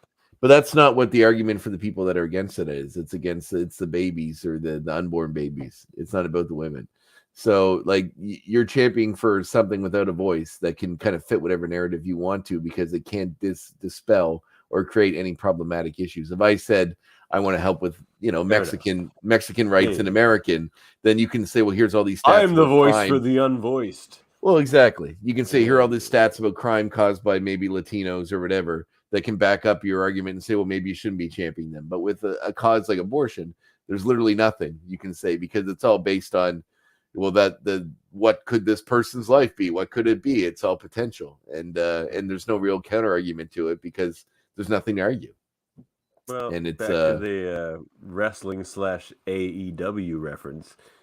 I noticed that the Mr. CM Punk just wore a T-shirt out to the ring that's had a picture of ovaries on it, and it said, "Get your own and then tell it what to do." It's a good shirt. I wish That's I had a good one of those. shirt. Yeah, it's a good great shirt. Yeah, good job, Mr. Punk. Even though you're a real bad fighter in real life. Oh, he tried his hand at MMA and he just got bloody. Yeah, you know what? People make fun of him. People make fun of him about that all the time. No, but, you know what? Good on you for trying. It's not even about that. I mean, my take on it is this: I think he made like $8 million for that fight, or they paid him. They paid him. So you know, I'll go out and 100%. get beat up for 10 minutes to make $40 million. Like I don't give a. Would you? You know what would I mean? you get Like, beat up by like Israel Adesanya just to like Sure. make some money? Sure, 100%. I want to see this. Come fight. on, it's like 5 minutes long. Maybe I'll beat him, and if I you're don't, lucky, it's 5 and if I don't, then whatever. I'll get knocked out, and I'll get $40 million to feel better once I wake up. So you know, that's fair fine. enough. If you can rake in that CM Punk money to get Yeah, well, you need to have a most long. people career. don't make a lot to get knocked out, but he did. Well, because he's a celebrity for a different reason. You know, he brings the wrestling fans.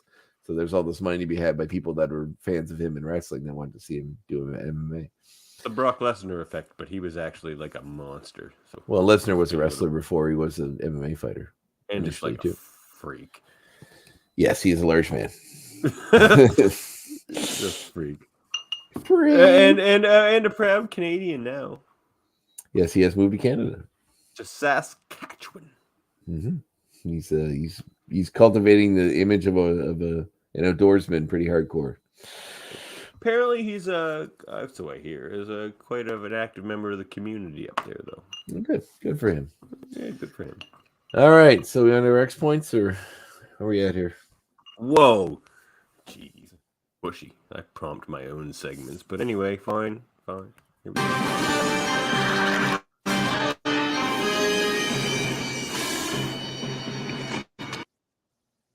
Uncanny X points. Andre, you go first since you're in such a rush. I have none. I'm kidding. Okay, well, luckily I have 10. No, I have. So get out of have, here. I have some. I'm just teasing. Just trying to get Oh, this you train and your rolling. I coy got little stuff to do. I teasers. want to watch a movie before I go to bed tonight. I don't think it's gonna happen. How Italian is it? Oh, the horror movie I want to watch? Very. It's by Whatever you're gonna. Yeah, of course it is. it's by Mario Bava. Of course it's called Shock. Although I I'm can't not wait sure- for our movie podcast, man. It's gonna be like a firefight. It's gonna be awesome. It's called Shock. It's from 1977. It's directed by Mario Bava, who is a well-known creator of a lot of schlocky horror movies. It had multiple titles, but Shock is the most prominent one, I believe.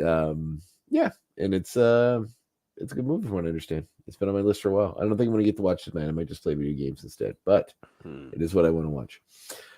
Yeah, so my first point is Cable. Mm-hmm. And Cable's sort of established life in the future. I just find it odd with the placement of this character that we've only seen him seemingly as a mercenary in the past with some kind of an ulterior motive. Oh, in the past, Yeah, in the past episodes, we've seen him as some kind of a mercenary with an ulterior but like a motive. freedom fighter in the future. Yeah, I mean, and he seemed to, obviously when he was in Genosha, he was helping the government when he thought they were altruistic and realized they weren't. They became an enemy of them, but obviously they seemed to think he was a mercenary or hired gun. So he had something going on there. So yeah, and he shows up sporadically throughout the series in the episode with the cure and all that as well. But we don't know what his motivation or anything about him, and even now we still really don't. We know he has a future timeline. You know he's from the future. Yeah, that's about it. But like his stuff in the past, He has a son named Tyler. And he has a son named Tyler, who's credited as Tyler Summers, which is he? Yes. Okay. So very cool. Well, I mean, Nathaniel Summers is his real name, but that hasn't been but I established didn't in the know show. that in the comics. In the comics, he's just called Tyler. Yeah, which is such a '90s name for a kid. Oh man, that was gonna be my next point. Yeah. All right, move on. Your point's over. We're moving to mine then. Okay, go ahead. Stole it. Sorry, I didn't realize. Man, literally all the girls I knew in high school that had kids while in high school named their kid Tyler. Tyler was such a friggin' popular name in the 90s, at least up here in Nova Scotia. Like, God, a lot of Tylers and a lot of Codys. Was it? Oh, I have a nephew named Cody. Of course, was it because of Steven Tyler? I don't know, man. Like Tyler. I don't think. Where else was it coming from? I don't know.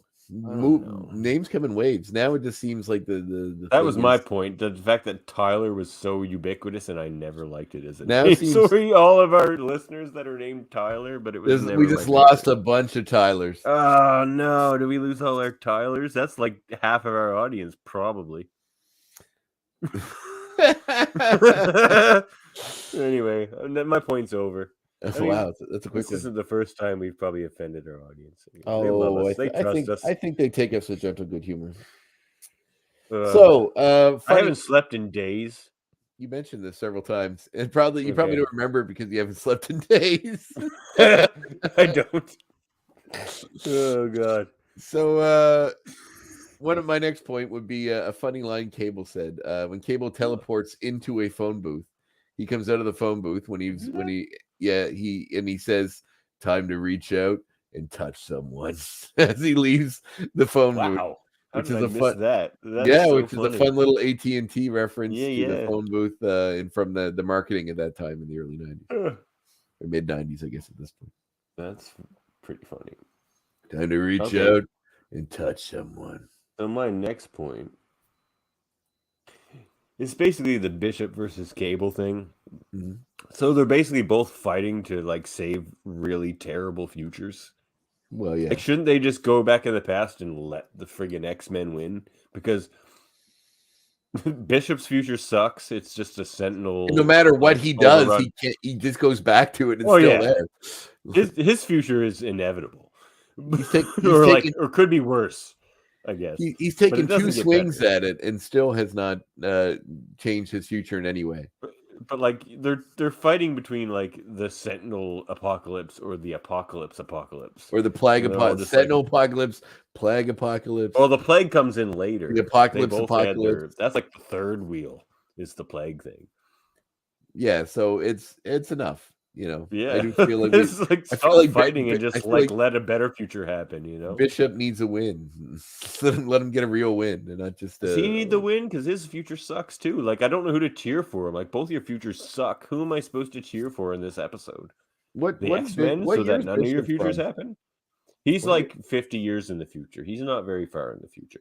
Okay, and Cable's like 3,000 300 years in the future. Yeah. No, like his year was 3,999. No, 2,999 wasn't it? No, it was 3,999. Oh my god, his technology should have been way better. So he is from literally almost the year 4,000 AD. So 2,000 years from, well, almost 2,000 or 1,990 years from now. 87. Well, you know what? Then who cares about Cable's future? That's so far from now. I don't even care. The apocalypse is still around. Now I cheer for Bishop. Oh yeah, apocalypse ain't going nowhere. I am eternal. All right, my next point is my point. No, it's back to you. Oh, it's back to me. No, mine was the whole Bishop versus Cable thing. Oh, you're right. Sorry. My point is when this episode originally aired. Point number 3. This episode originally aired on December 18th, 1993. And the reason I'm bringing this up is because it's probably the last episode to air Christmas before episode? Christmas. Exactly. This is the last What a episode kids Christmas saw episode. going into Christmas break. Which This I is think your is Christmas great. episode. This is your Christmas episode. So this is but you get know ready for what? Santa. With the timey-wimey stuff, it's kind of like a Christmas Carol. A little bit. He's going back and Yeah, changing. right? Well, you know what? I think have they ever done it? Let's go with that.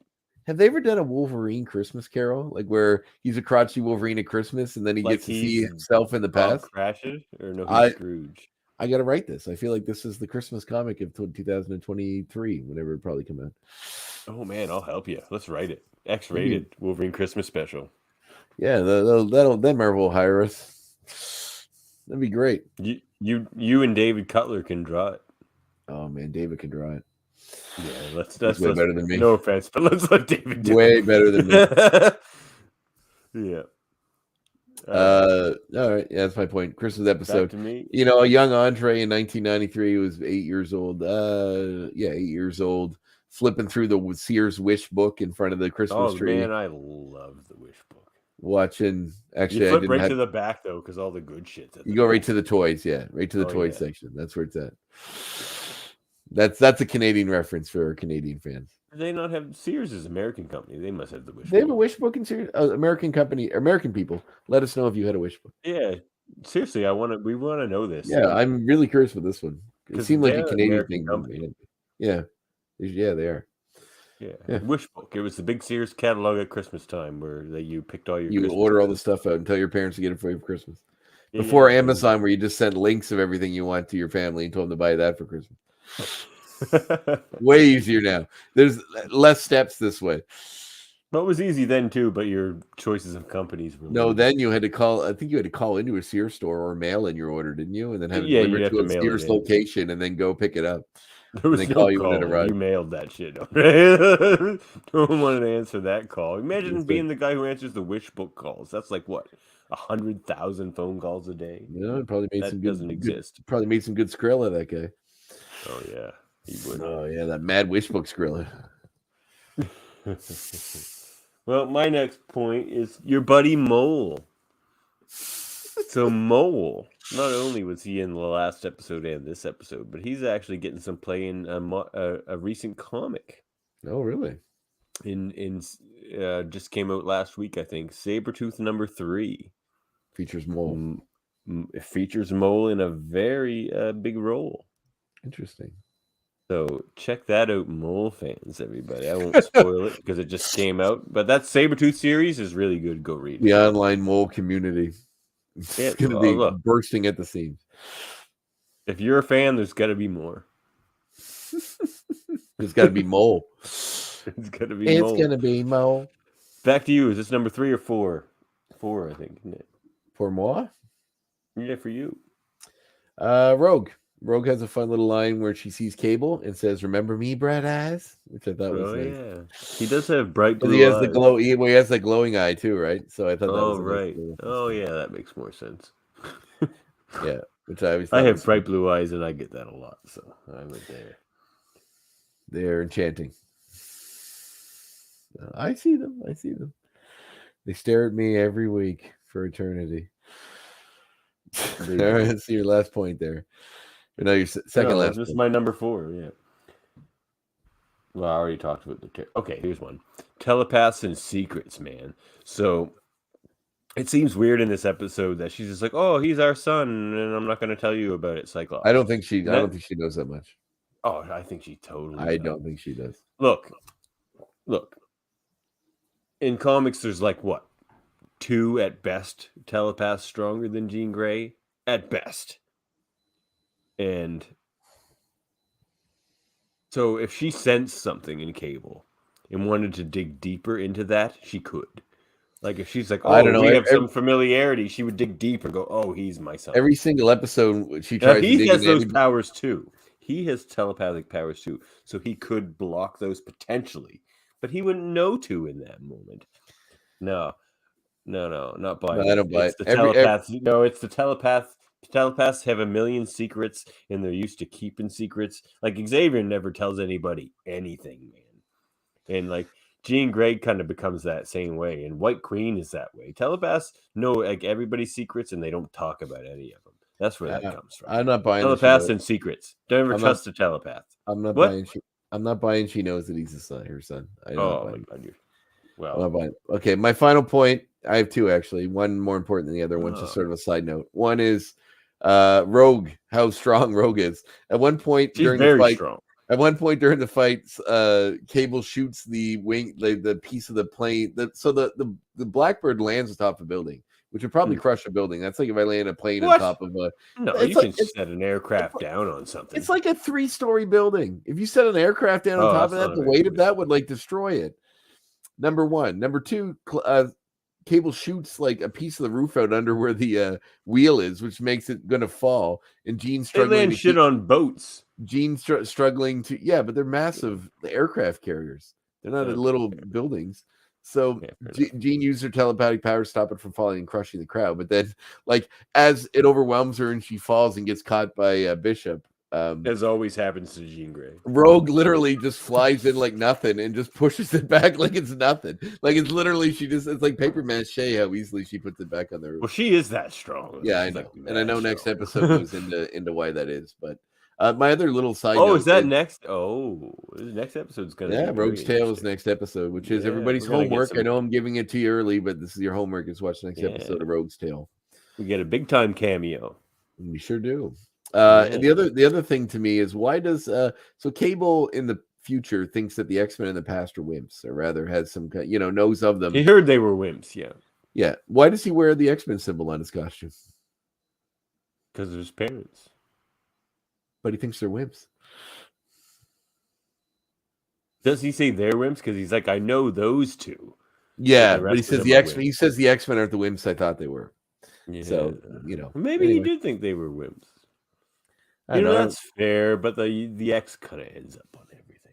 It sure does.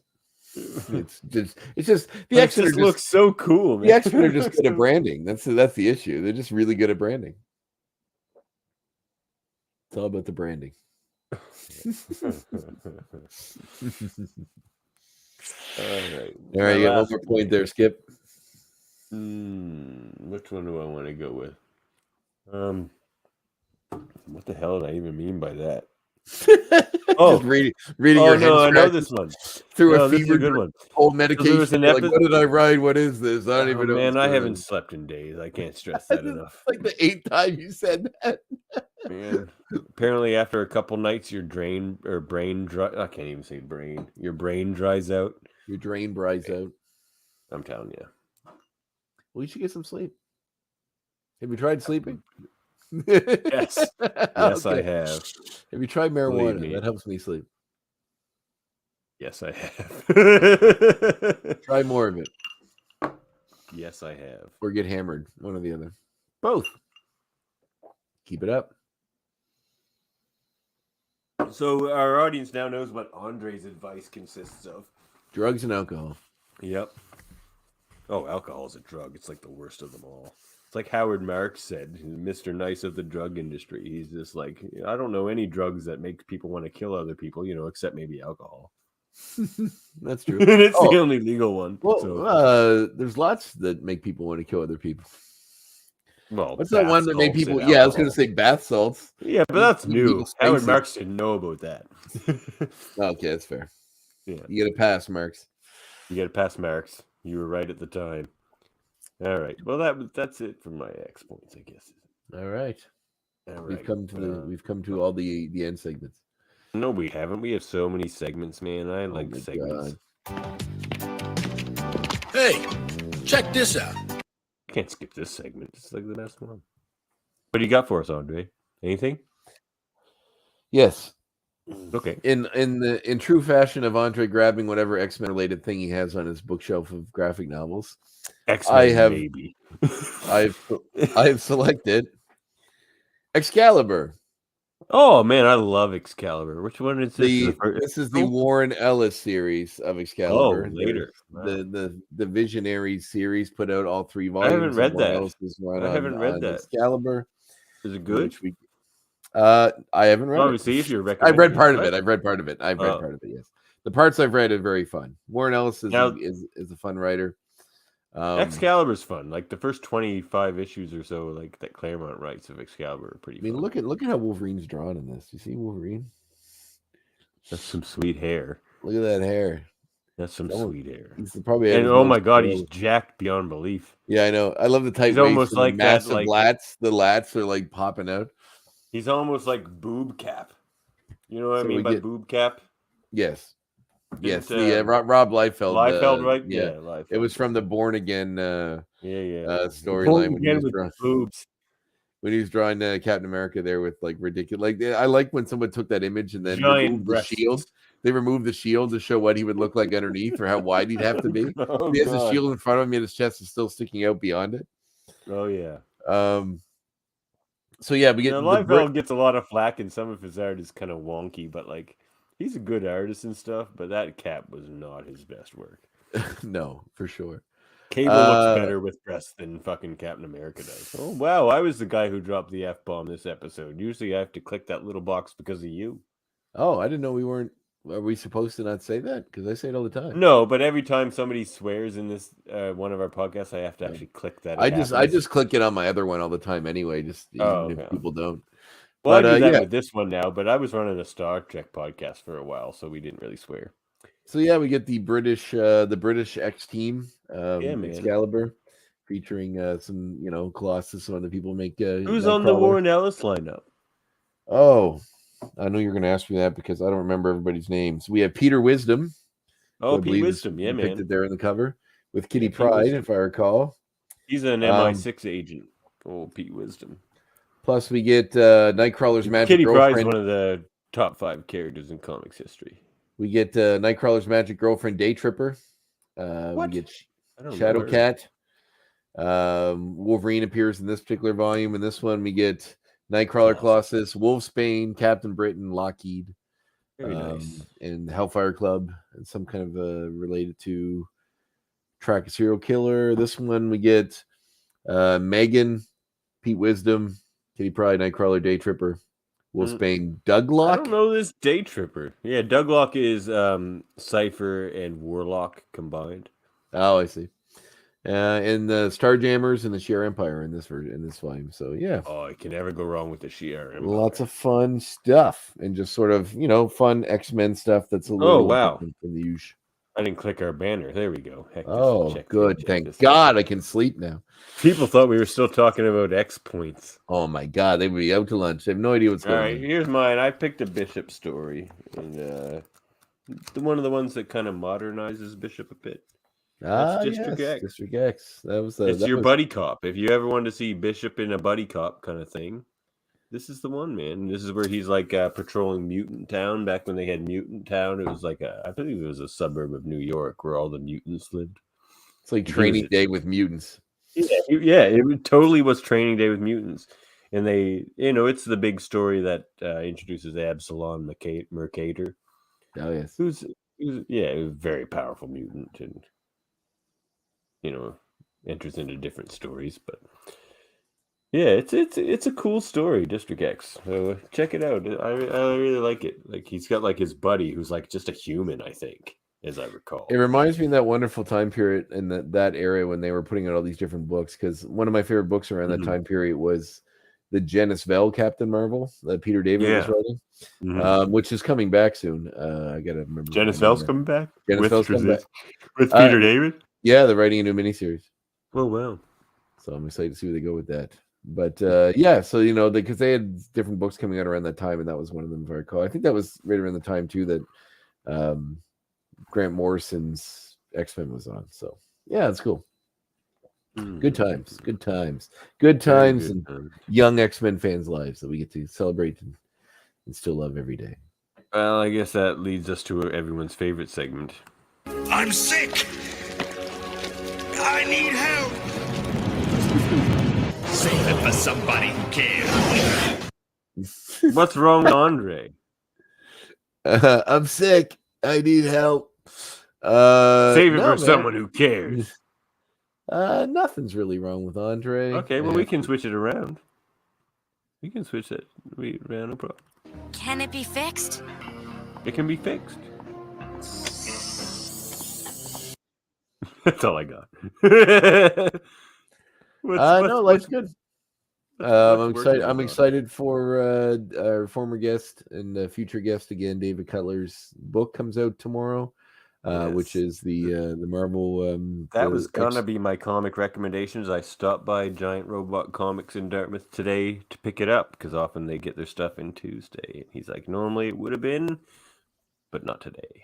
So that was gonna be my comic recommendation. So I'll spoil it right now. Next week, that's gonna be my comic recommendation. That was gonna be mine too. The cover. Well, you know what? I'm gonna buy it. You gonna buy it? Well, yes, it is in my box set, Certain Adventures. I don't know if I'll be in Halifax before then. So yeah, it's probably. Well, there you go. I'm gonna show up with it in copy. God damn it! He's my former roommate. Yeah, well, he likes me better now. I don't know. He probably does. Yeah, no, his book comes out. I'm very excited for that. That's really good news. The final episode. It's getting mad reviews too. Yeah, really good reviews. And the final episode of Moon Knight drops tomorrow, which I'm excited for. I'm really digging that series. That last episode was heartbreaking, and I'm excited to see where they go with it. It was intense. I'm waiting for Jake Lockley, and I think we've seen him already. No, I think they're going to tease that at the end. No, I think we've seen him already. I think we've seen the end result of what he did, but we didn't actually see him. We hear him. Oh, he's definitely in the sarcophagus in the. He's the guy in the sarcophagus for sure. But I think this. It's such a good show. It's such a good show. Well, the series was they originally were stating the finale as being the series finale. Now they're saying it is. Now they're saying the season finale in some of their new marketing. Ooh, so I'm guessing they controversy there because they put it up for miniseries awards and things. Yeah, but maybe it didn't go through, and now they're going all in on keeping it going because it's popular. I don't know, but I still don't think they'll do a second season because Oscar Isaac is a movie actor. I think they'll just start doing movies. Oh, come on, man! Almost every single movie actor does TV shows now, or miniseries at least. I guess, and they're not even TV shows in the way they were TV shows. I mean, if you go to do a movie, it probably takes them. You'd spend 3 months filming a movie. You probably spend about that much filming a miniseries too. So. It's about the same difference for the actor. Used to be 6 to 9 months. Yeah. Well, now every season's about 10 episodes long, but they're obviously the budget higher too. Yeah, no, I'm excited to see where they go with it. I think it's gonna be cool. I know they have big plans for Moon Knight to continue on in the Marvel Universe, whether he goes on or not. Well, it's the best acting I've ever seen Oscar Isaacs do. Yeah, and I was talking about it on my podcast. Top notch in this. Because people were shitting on him for his English accent, but in that last episode, I think it's fine. I think it's funny. No, well, I think it doesn't. It's not supposed to be a perfect British accent because of the nature of what it is. And when you realize that he's a guy, yeah. I mean, I don't want to spoil anything, but if it's a split personality where he's not an English person who one of his identities, identifies as English. And speaks that way, he may not be perfect at the dialect, and it it really comes through that way, which is interesting. No, I feel like think they it's could really have played good. up it a little more with some of his other people in England, maybe realizing that his accent was weird. But And are you familiar with the? I'm sure you probably are. The comics artist Mark Brooks does a no. lot of covers, Okay. like a lot of No. cover art. I Like probably a know him lot to of see him. yeah. Like I'm telling you, I could if I had the time and I didn't have to pee, I'd go dig out some Ant-Man issues that I have some sweet covers of him. But he did a sweet design in the last few days that he posted on his Facebook of Moon Knight, and you know that sweet, basically the head of Khonshu. Yep. You know how cool that looks with like Bird it's skull, like yeah. the man. Each of his shoulder pads is like a skull of Khonshu, and it Oh, looks cool. so cool, man. It's the coolest design of Moon Knight. He's Bill- popping out a lot of cool designs lately. Follow Mark Brooks on Facebook. He does this. He did this Medusa design recently, which it's for like the Hellfire Gala that the X-Men have been doing recently. Every year they now do the Hellfire Gala, and the Medusa's dress is just her hair, but he like does all the braids and all the connections where they should be and stuff, and it's brilliant, man. Like, Mark Brooks is one I very hell of much an know who artist. this artist is. He does a lot of X-Men covers. That's probably why. He does a lot of covers, Yeah. man, because he's so good at it. Yeah, no. His original designs or something. Like Bill Sienkiewicz has done a lot of. Oh, Bill Sienkiewicz is the best artist like of all time. He does some me? stuff to promote the series. So and they've used Check some of these his out. artwork in the promotional. See those Guardians of the Galaxy pictures there? You get Gamora, and then Drax, and then the Milano, and then Star-Lord, and those are Bill Sienkiewicz art. I won those in Toronto by knowing more about Marvel than everybody else. Well fought. The other thing that I'm looking forward to is the images have dropped from the filming of Guardians of the Galaxy 3, showing a bunch of human-animal hybrids, solidifying what I've theorized and what most of the internet has, in that this final season, or the final movie, will feature the High Evolutionary. Which it seems as though with these images of all these human-animal hybrids, It doesn't really fit in with Guardians of the Galaxy so much, though. 100% it does. Where do you think Rocket came from? Not from him. In the movie, he will start. Well, in the comics, Ego isn't Star-Lord's dad comics, either. He does not. In the comics, Ego isn't Star-Lord's father either. But they changed things for the movies. That's fair enough. No, that works for Rocket in the movies for sure. I believe the actor who played Myrn on Peacemaker has a part in this movie that nobody knows what it is, and I think he's playing the villain, who will be the High Evolutionary. High Evolution. Oh, that's cool. They certainly haven't announced that, other than like the fact that Warlock's going to be in the movie, and he could be a villain if you choose to portray him that way. Well, which he'll start off that way because, like, he's being created by the villains. Him are after them. So we'll see how that goes. Yeah, I'm excited to see where they go. Also, they've shown some images of Peter Quill and Nebula dressed in the Dan Abnett version of Guardians of the Galaxy. Wow, that Abnett landing run, people! If you haven't read that, go read it. It's the best. I don't believe you don't see Star-Lord wearing the helmet, but you do see him wearing the blue blazer thing with the logo and all that. The same. Well, same with Nebula as well. He didn't look as cool back then. The helmet came later, but the Abnett landing run is so good. Yeah, so I'm excited. I'm excited to see that. Very cool stuff. Yeah. I'm very excited to see where they go with it. I just love this this issue of it too, where like Mantis, because she can like, whoops, I didn't mean to click that, but Mantis is commenting on everybody else because she can see everybody's futures, right? And she's just like, so this is it's a great episode anyway. She's commenting on everybody's crap as it's happening, but she's like back at the base, and she's like, here's what's going to happen with this character, and then like it's happening. Like, that's such a good run. Like Dan Abnett really, and Andy Lanning too, really revived like space Marvel. Agreed. Yeah. All right. Yep. Well,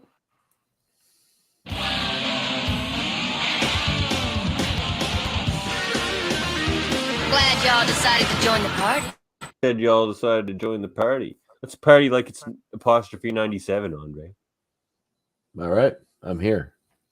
Well, one thing I want to party like it's apostrophe 97 about is we're getting X-Men animated series Professor X in the Multiverse of Madness by the looks of that last trailer. No, it's not a spoiler because it was a trailer.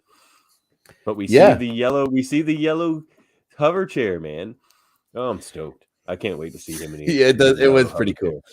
Oh, we so hear Professor X talking and then see his hand resting on the yellow chair as it's moving. So it does look pretty cool. And I like I don't know. I'm here for all of this. It sounds so cool. There's all this different stuff going on. We're getting Shoggoth, who has a different name in this, I think. Who? Not Shoggoth. What's his name? Shoggoth. You're talking about Shuma Gorath? That's it. Shuma Gorath. They have a No, different they name. call him Giganto on the Lego toy. Look, he'll be called Shuma Gorath in the movie. You cannot confirm that. They're not going to call him Giganto. In Marvel Comics, Giganto is an entirely different thing. It's a whale with arms. That I don't understand how many times I have to tell you that the movies and the comics are different entities. No, but they change the name things Giganto all is the time. stupid. It doesn't sound cool. Yeah, like all the stuff in Doctor Strange really has those kind of magical kind of names, like Dormammu or like they play on that. Where like calling him Giganto doesn't sound very Doctor Strange, whereas Shuma Gorath does. Yeah, no, I agree. It's a much cooler name, and it certainly makes that was just a Lego thing, thing, man. I wouldn't put too much stock into that Lego set. Well, regardless, I'm here for all of it. I'm excited. People are selling that Lego set for half price on Kijiji or on Facebook now. I've seen it. Do you collect Legos? Do you have any? No, but like anything that's like Marvel or Star Trek related just pops up on my Facebook. So no, I'm here for it. Whatever they want to do. I'm hoping they bring Ian Grofwood back as Mr. Fantastic at the Illuminati meeting. Are you? Yeah, I do. I do think that'd be fun. I also kind of hope I know that he wasn't terrible, but you know what my problem with him is Fantastic Four is as Reed Richards, he never came off as smart enough. Like Reed Richards should come off as so ridiculously smart that it should just be like it should be wafting off of him. Whereas Ian Gruffalo didn't even like kind of the smartest guy in the room ever. Like the way Tony Stark does in the MCU, he always comes off as the smartest guy in the room. But like Ian Gruffald's Reed Richards never did, even if he was like hanging out in a room full of military guys. Like, it's been a long time since I watched. He didn't seem like a super genius. Desire to rewatch them, but he just didn't seem like a super genius on the level of Reed Richards, who's like the smartest thing in the entire Marvel universe. I agree. So, like, they need someone who can pull that off. Yeah, but it's only for a cameo in this movie. I think it'd be fine. Yeah, a cameo it would probably be fine. I agree. So, and I do hope that there's some merit to the Tom Cruise's evil. I don't think there will be, but I do think it'd be fun. I don't think he'll be evil. I think he probably will be No, I think he'd be an evil Tony Stark or something. Maybe so. Yeah, he's gonna kind of evil. He's gonna be, what do they call it? Superior Iron Man. Yes, I have that run. Yeah, it's from the Axis storyline as well, where he. Yeah, that was the other good thing from Axis. Yeah, Hobgoblin, Tony Stark, and they turned Sabretooth into the guy too. Yeah, cool. Yeah, kind of cool for a little while.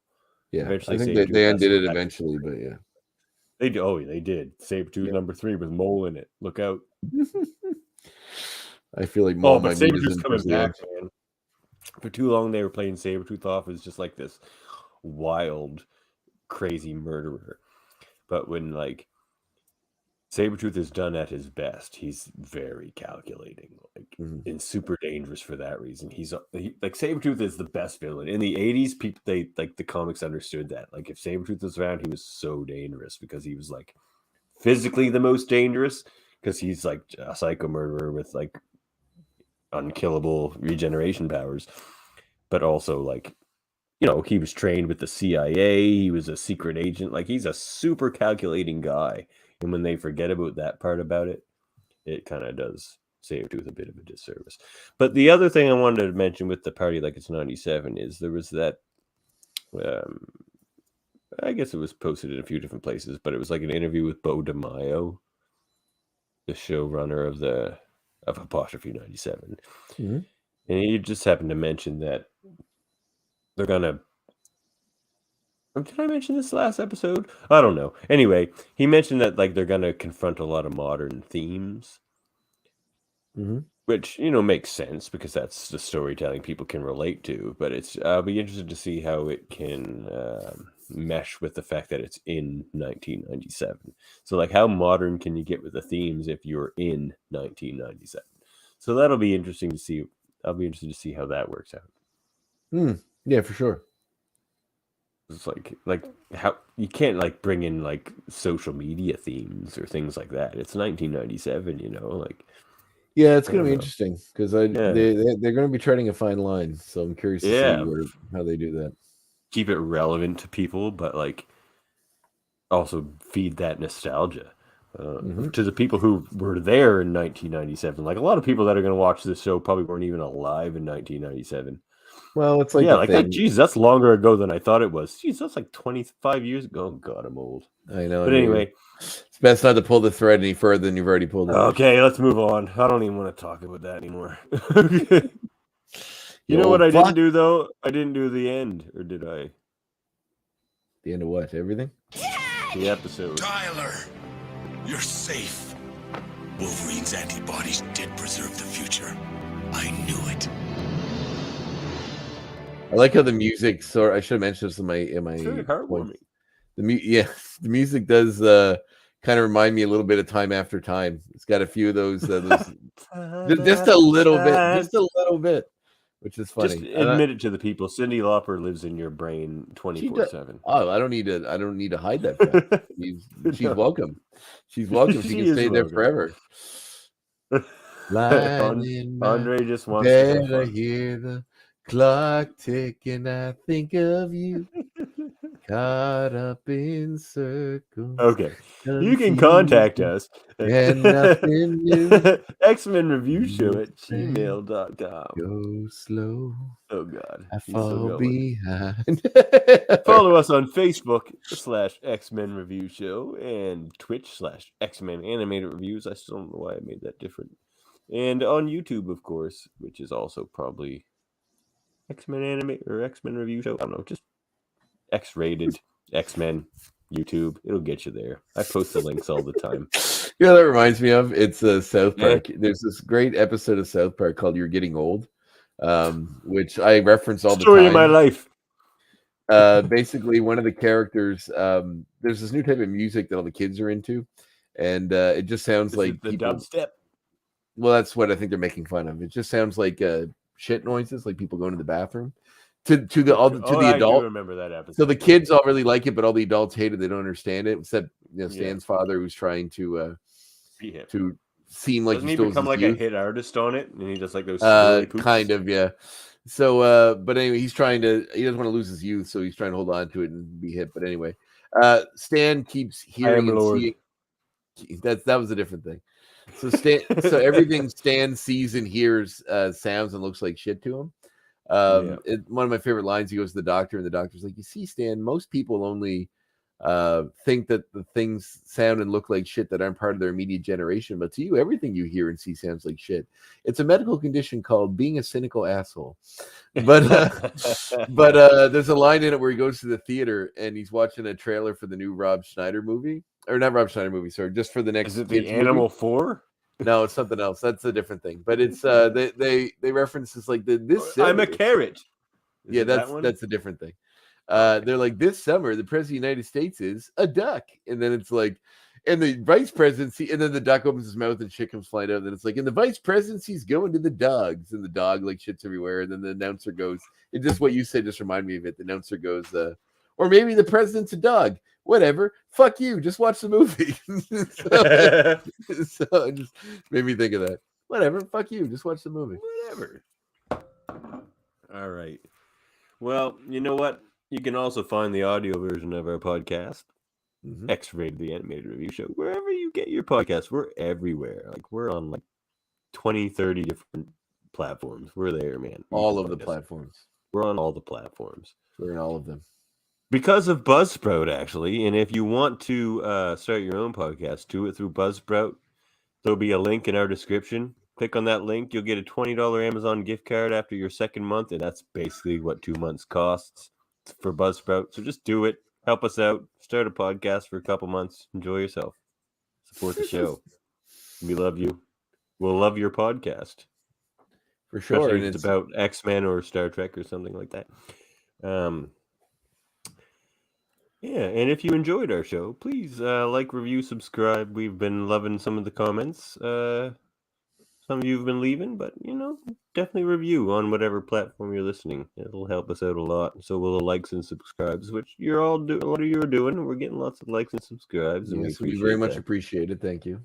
We really do. We enjoy bringing this show to you every week, and we hope you enjoy it as well. And I guess that's it. Should I play us out? Do it. Oh, yeah. That's good. That's good. Yeah. Well, it's a Bishop episode. And Computer, body slide to HQ now. That old boy sure knows how to make an exit. Catch you next time, everybody. Catch you next time.